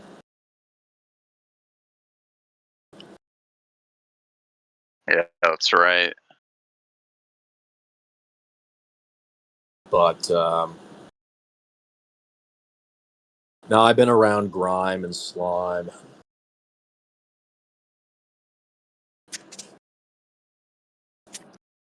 Unfortunately, so have I. I mean, like living in SoCal, like there's so many of those neighborhoods are not glamorous.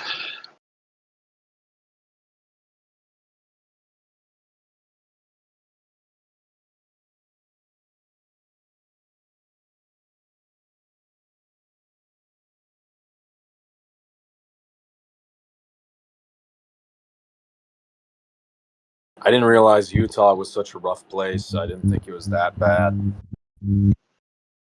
Well, not that long ago, it was far more idyllic. It was The way better. Coloradification. The what? The Coloradification. If we have Californication or California, turning into California, that's the Coloradification of Utah, turning into Colorado. Same thing that happened there.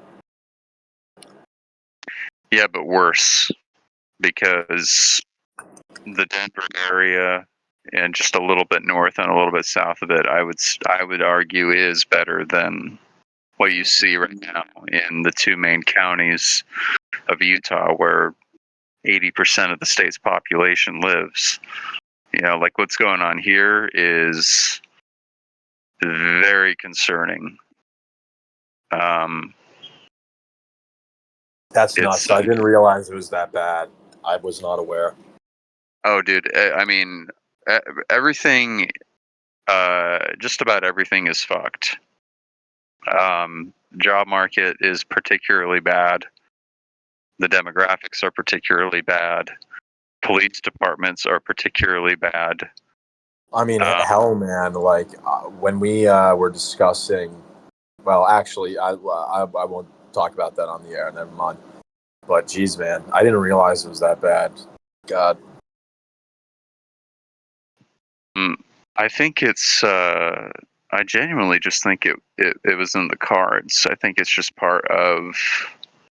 I think that this was designed. I think very powerful people not that long ago said, we're going to take this specific state and we're going to gentrify it. We're going to fuck it all up completely.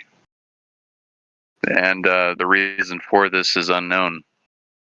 Why would they pick a place like Utah, and radically change it, for the worse? What is the point of doing that? I don't know. It's a mystery. But when stuff like this happens, there's always a reason for it.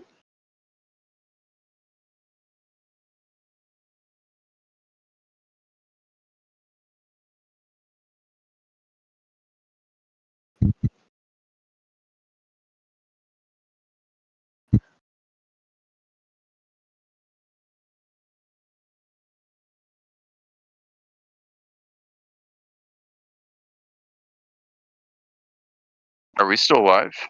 Yeah. Yeah. Oh, we are? Okay. I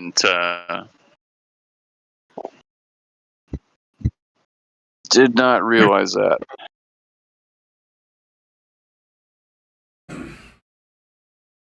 At least for another 15 minutes or Do you want so. to discuss our? Do you want to get off the call and discuss our collaborations?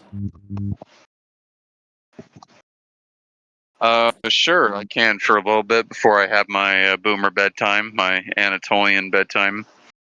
Sure. All right. It All right. I had a good time, Dex. was good talking. Really sorry about your situation. Yeah, that's brutal, man. Like that is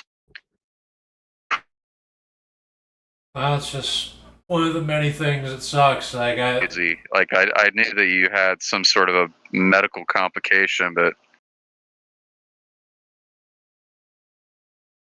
like I don't even know how to react to that news, because it's. I mean, yeah, it sounds like it's just inevitable. Like there's nothing Yeah. you can do about it now, at It wouldn't even least. matter if I was wage cocking because I wouldn't be able to save up the money to do it.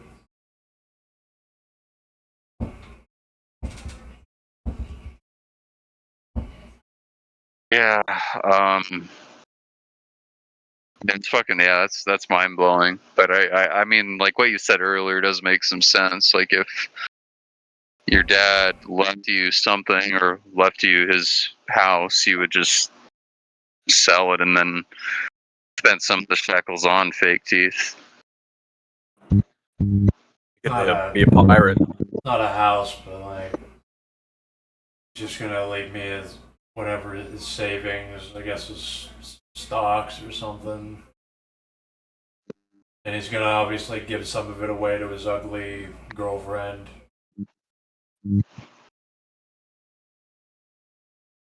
The perfidious boomer. Yeah, because he just had to get involved with somebody that's Yeah. Yeah, boomer. like a nurse that's like useless and relies on welfare.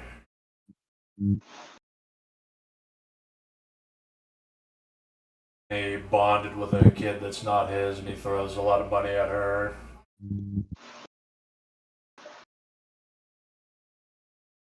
Yeah, I'm sorry, man.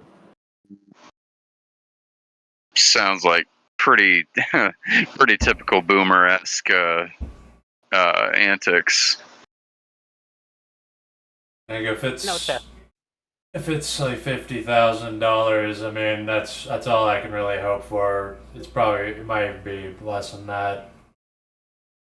But if it's at least that much, I can get something fixed and change locations because I mean I'm still gonna be doomed in a urban environment, but I'm guessing anywhere is better than here as long as I can at least get a residence somewhere. Right. Yeah, I mean, fingers crossed. I mean, guess it's hard to know, like, when your father would pass away. It's probably not terribly predictable. I mean, he could also just die randomly. Like he did get cured of cancer, and there's like he still has an abnormality they don't understand. He could just keel over. Nothing certain. But I mean, I'm also just like, anytime I think I'm gonna die, I always just accept it. Especially now, because like the only thing I really wanted to do is at least publish that last book, and now I can pretty much I don't really care what happens now. I will buy it and I'll read it. I appreciate I'm trying to do the audiobook, but like it has to be like it gets hot very quickly. It's loud here. My dad's blasting Fox News right now. You can't hear it, but my mic would pick it up the way I do audio recordings for books. And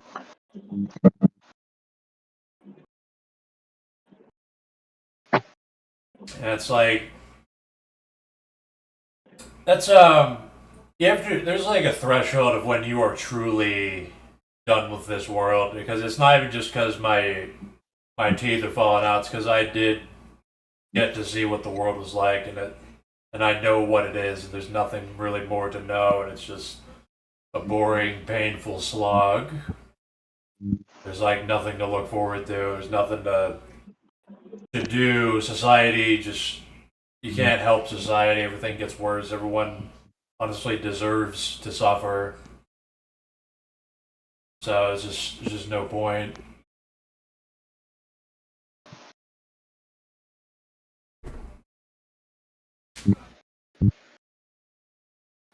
It's like there's no spiritual experience I get from thinking that I'm gonna die.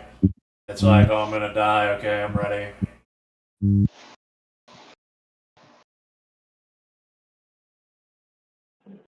Well, It's accept it, then try and like run away from it or whatever. Because like that's what my dad was doing when he was dying. Like he could not accept it. Like he was in like some deep, deep ass denial. They don't even know what they're holding on to. It's like Collective Dismal said, they have no teleology. They just want to cling to life so they can watch Judge Judy. There's no reason to live. They just irrationally think that they want to cling to life. They don't even know what life is or why to live. Yeah, they've never thought that much about it really ever in their lives.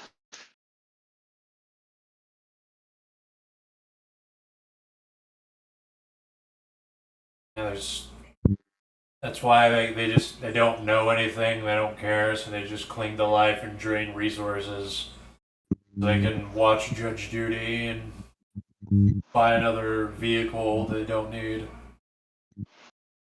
Throw money at a prostitute. Get emotionally manipulated by some gold digger.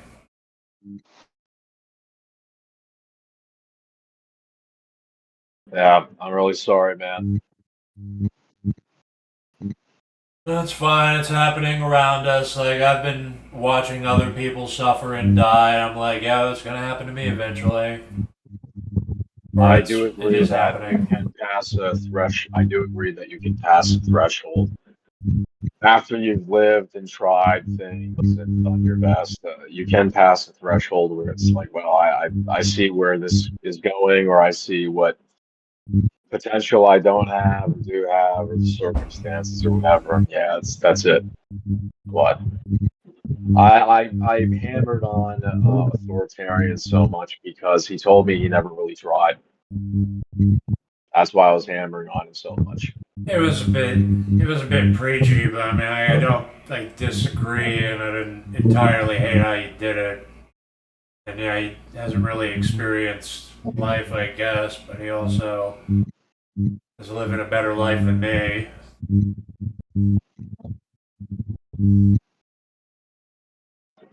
Anyways, I'm sorry about your whole situation. I'm gonna get going. That's appreciated.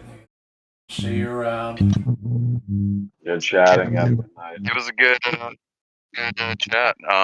Good luck with everything, man. I'll see you around. later. You jackknife. Let's go for another 9 minutes. It's annoying that can't even stream. Every stream has to be broken up now because of the connection dropping randomly. Happened a lot lately. Like I noticed it happened with me. It happened with Six on her stream. I think Wolf had it too. Like it's just been like that at least today so far. My upload rate Some would also be zero a lot. It's just my upload rate for some reason. I was also losing connection with Discord while it was happening. So it's just probably my shitty internet service provider, or it's my dad doing something stupid with his $300 TV box he uses to watch Fox News through the internet.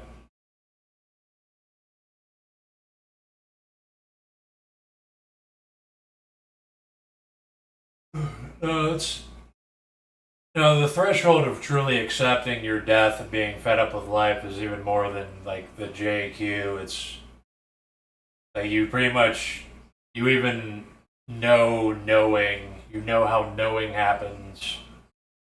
It doesn't even matter what you know because you know how things are known.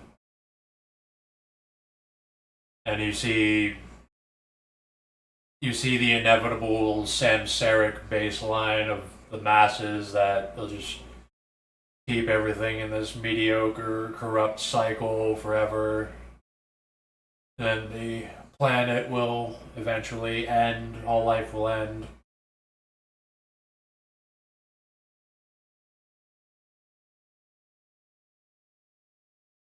make the best of the life you have. For a good time, not a long time. That's all I do is I just enjoy life. I'll consume things and work on stuff because that's what's fulfilling, but I don't care if I die. If an illness is about to kill me, the only thing I care about is if it hurts or not.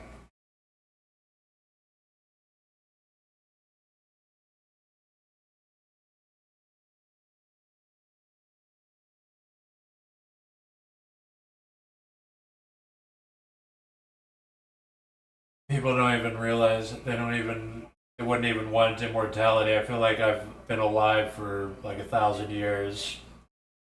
You'll eventually just be tired of everything. Yeah. I often ponder if immortality would be a blessing or a curse, because I feel like at some point you do everything and you get tired of it. You always get to see the future that's ahead and what humans end up doing, and if how far we get into space and everything. Like I feel like it'd You be know, boring, but I already know interesting. I know what's physically possible, and I know that's not going to happen. Like that's not even a thing. Like almost all sci-fi is literally not going to happen. If anything even resembles it, it's going to be like a pale imitation. Like there's not going to be cybernetics. It's going to be shitty prosthetics that you would never trade an arm for. Yeah. You won't be able to feel anything with your prosthetic arm.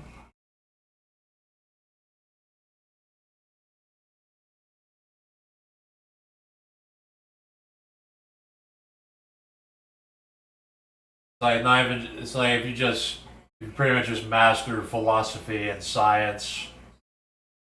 You just mastered knowing. You pretty much just don't care anymore. You can just leave. There's nothing more. Really, the only like saving grace of life is like the constant ignorance of a subjective experience where like you can only focus on one thing at a time. You can only have like one thought at a time, comprised of like sublated of many thoughts, but it's like only one thing you're thinking of.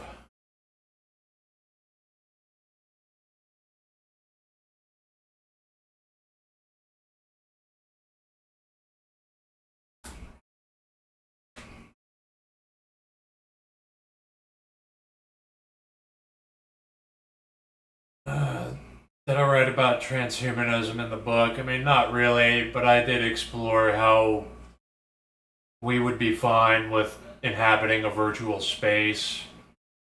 I was explaining through computers and video games how we can develop a sense of self through things other than our bodies and our brains. If you play a game of chess, you externalize yourself onto the chess pieces and even the game itself and even your opponent. Where if somebody ruins the game, it's like it's an attack on yourself.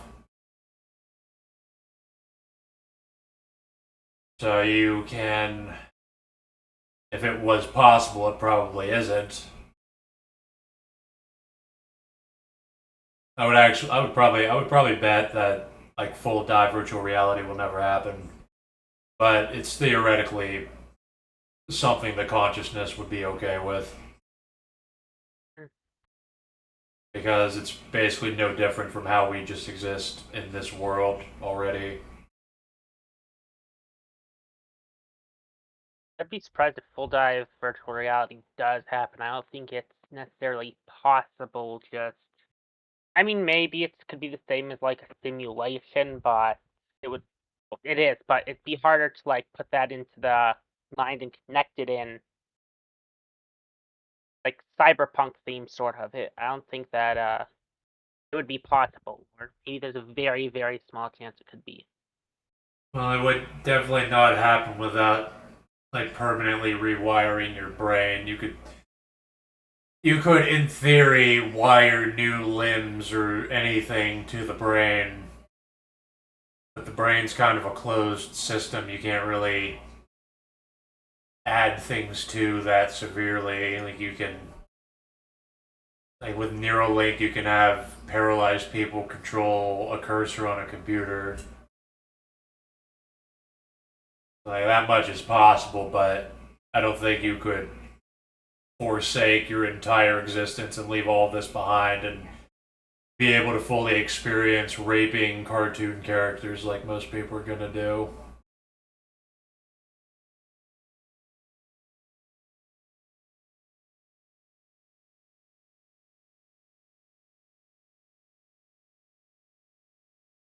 I mentioned rewiring the brain would probably be fatal to even try and set up the full dive virtual reality.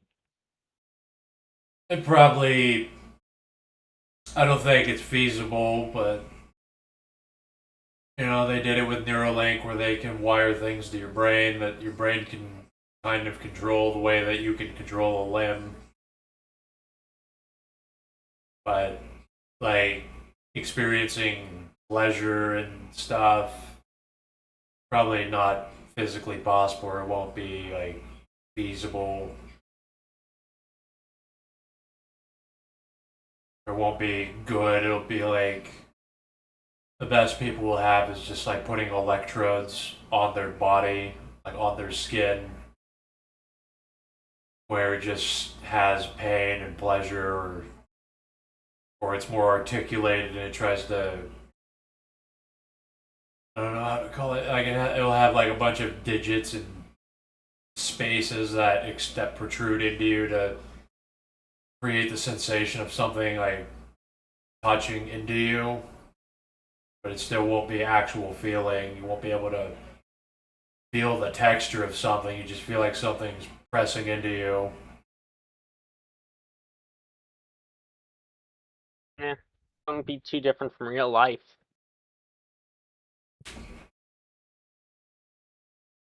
Well, it doesn't. You need more. You're used to more feeling than just something pushing you. Especially like the problem is that we are used to this life and we feel like having less than this is bad. To not have your five senses. So I would personally be okay with only having sight and hearing and moving in a digital space. But most people would not be. They would probably want to kill themselves and feel like they're not. They would have a very fundamental collapse of their self. They're like, what am I if I can't do this, that, and this? But I've already resolved all of that. I know that I don't need to. I don't need to be the sense of taste. That's not inherently part of my mind.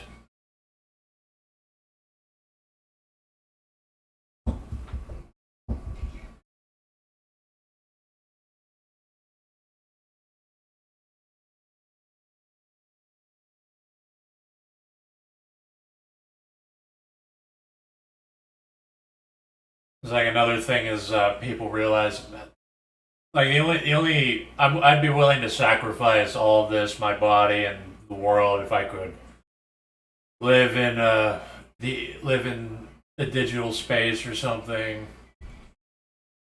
But most people they don't realize that they're still comforted by the contrast between the internet and not the internet. Whereas I know not the internet so well that I could take that knowledge with me and just be in the internet and not care.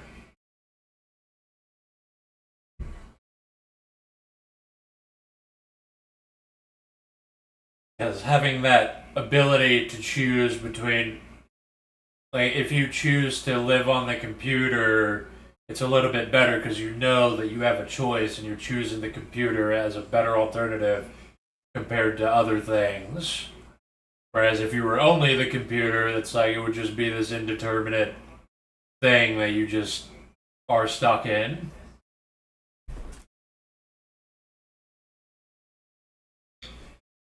It's like if you were living without death, you wouldn't know what life is. It would just be general vague existence. Well, here's a little thing. Like, how would you know that you aren't necessarily making the choice now? Like, in a simulation, you wouldn't be aware of you making the choice in theory, at least later on. How do you know that we didn't make the choice to um, either exist here or exist elsewhere? But if we made it, and that making that choice would make us forget it in order to be able to live in that world.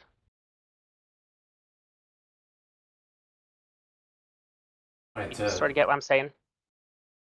what about making us forget? What are you saying about forgetting? Like like if we you mentioned how you consciously made the choice going into the stimulation. What if we did already make the choice and we aren't be able to consciously know that we did because it would make it impossible to live in that world because there was something different. Or do you sort of get what I'm saying here? You're saying that like we made What if, like- ourselves forget something else we came out of so we can exist here? Yeah. I mean, you can like theorize that, I guess, but as a thought experiment, I guess you might have to do something like that for people who've been used to a greater existence that's more sensory. And you would have to make them forget that so that they can accept the baseline, the new normal of a lesser existence. Though I wouldn't even argue that the internet would just be worse because you would have freedom of association, freedom from like material constraints much. It would honestly be better. Like all the positives vastly outweigh the benefits of not living in a cyberspace. Because you can probably just make yourself look like anything. You can go anywhere. You don't have to like travel between places if you don't want to. Like, you can just end up wherever you want to be around whoever. And I would be willing to sacrifice like pretty much everything except, my mind, my vision and hearing, and ability to interact with a avatar of some kind, even if I couldn't feel anything.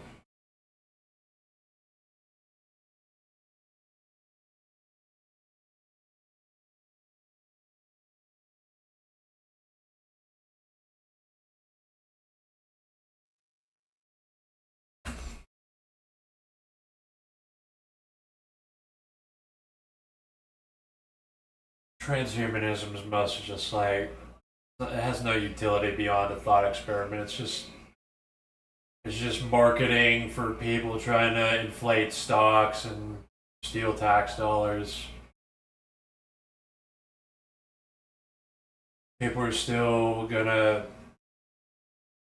If you actually try to imagine the passage of time, if you can accurately imagine yourself, if you're unchanging, standing around where you are 100 years ago, and you could see how things change over time, you would have a better sense of what's physically possible. There's no like out of nowhere people suddenly have anti-gravity technology and bullshit.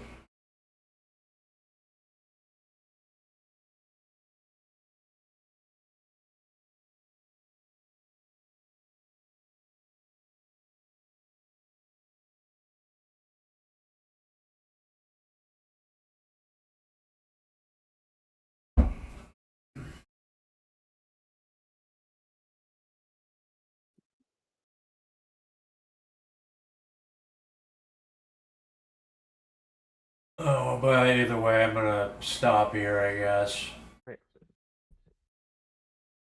All right. Thanks for having me on, Dax. Good stream here. Good talking, Brent. Later, everybody. Later.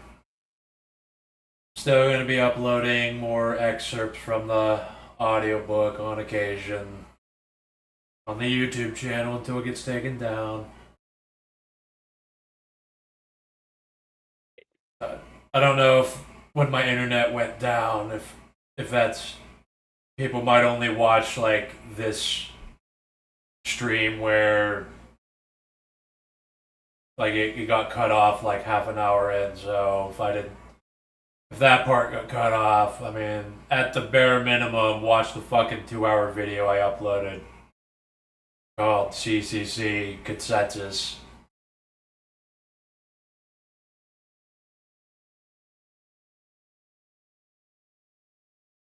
Alright. I am still updating the Kindle. I upload all of the manuscripts on Amazon and Gumroad. If you keep asking me, you keep saying to update on Kindle, so I take it that you can re-download off Kindle then, because That would suck if you couldn't re-download. I also feel bad people that ordered the book because I'm reading through it for the audiobook and it's full of so many typos and I'm still like expanding on ideas. So that's why I haven't even ordered my own physical book because I'm probably gonna wait until I have proofread all of it through doing the audiobook because it apparently doesn't matter if I proofread my own book unless I physically read it out loud. Because I just somehow, I guess I'm partly blind too. Where I have that kind of like double vision and smeared vision, so I kind of fucked up. I fuck up seeing letters.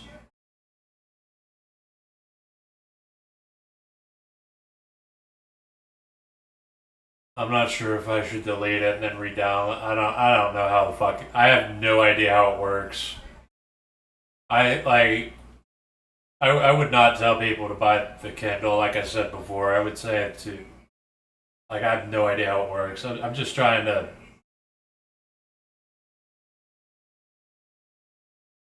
You're wondering if like it updates frequently. I have to remember what I changed. So let's see. I think I changed duality. Let's see here. Blah blah blah. I know I changed something here. The yin yang Taoism.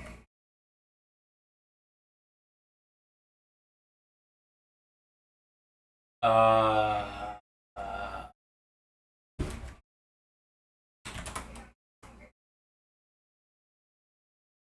okay, this is kind of weird and small. The only thing I can think of right now is go to the first page of the abstraction chapter or book or volume, whatever. See if I don't know if you can control F the PDF you got from Kindle, but if you can, I guess control F quintessence because I added that in recently as another quintessence. It's pretty much exactly how it sounds. It's the Greek term for like the hidden substance. I was listing off like how the various traditions refer to the one substance. Like we are all one. What is one? And then they say like what is this? What is this thing that is dialectically moving through all these processes and changing? So then there's spirit, matter, the one being, universal mind, overmind, chi, quintessence, pneuma, soul, the world, the universe, substance. So if I put quintessence in there, then you have the new shit, I think. Unless I did not. I might I don't know if I uploaded this version yet. I have no idea. I don't know. I haven't because I haven't uploaded a manuscript in like 2 days. So it's and I'm still editing it. I have no fucking idea.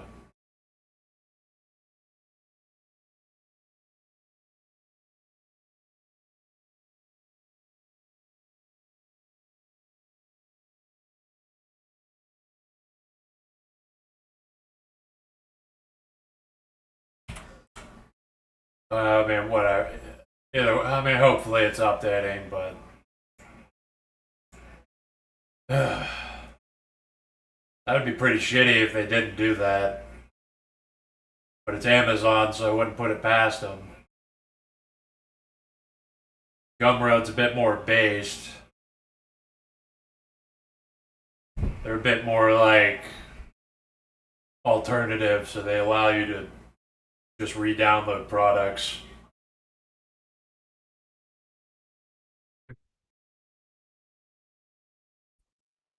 Whatever. I'm gonna stop here and bail out later. Later, Dex. Later, everyone.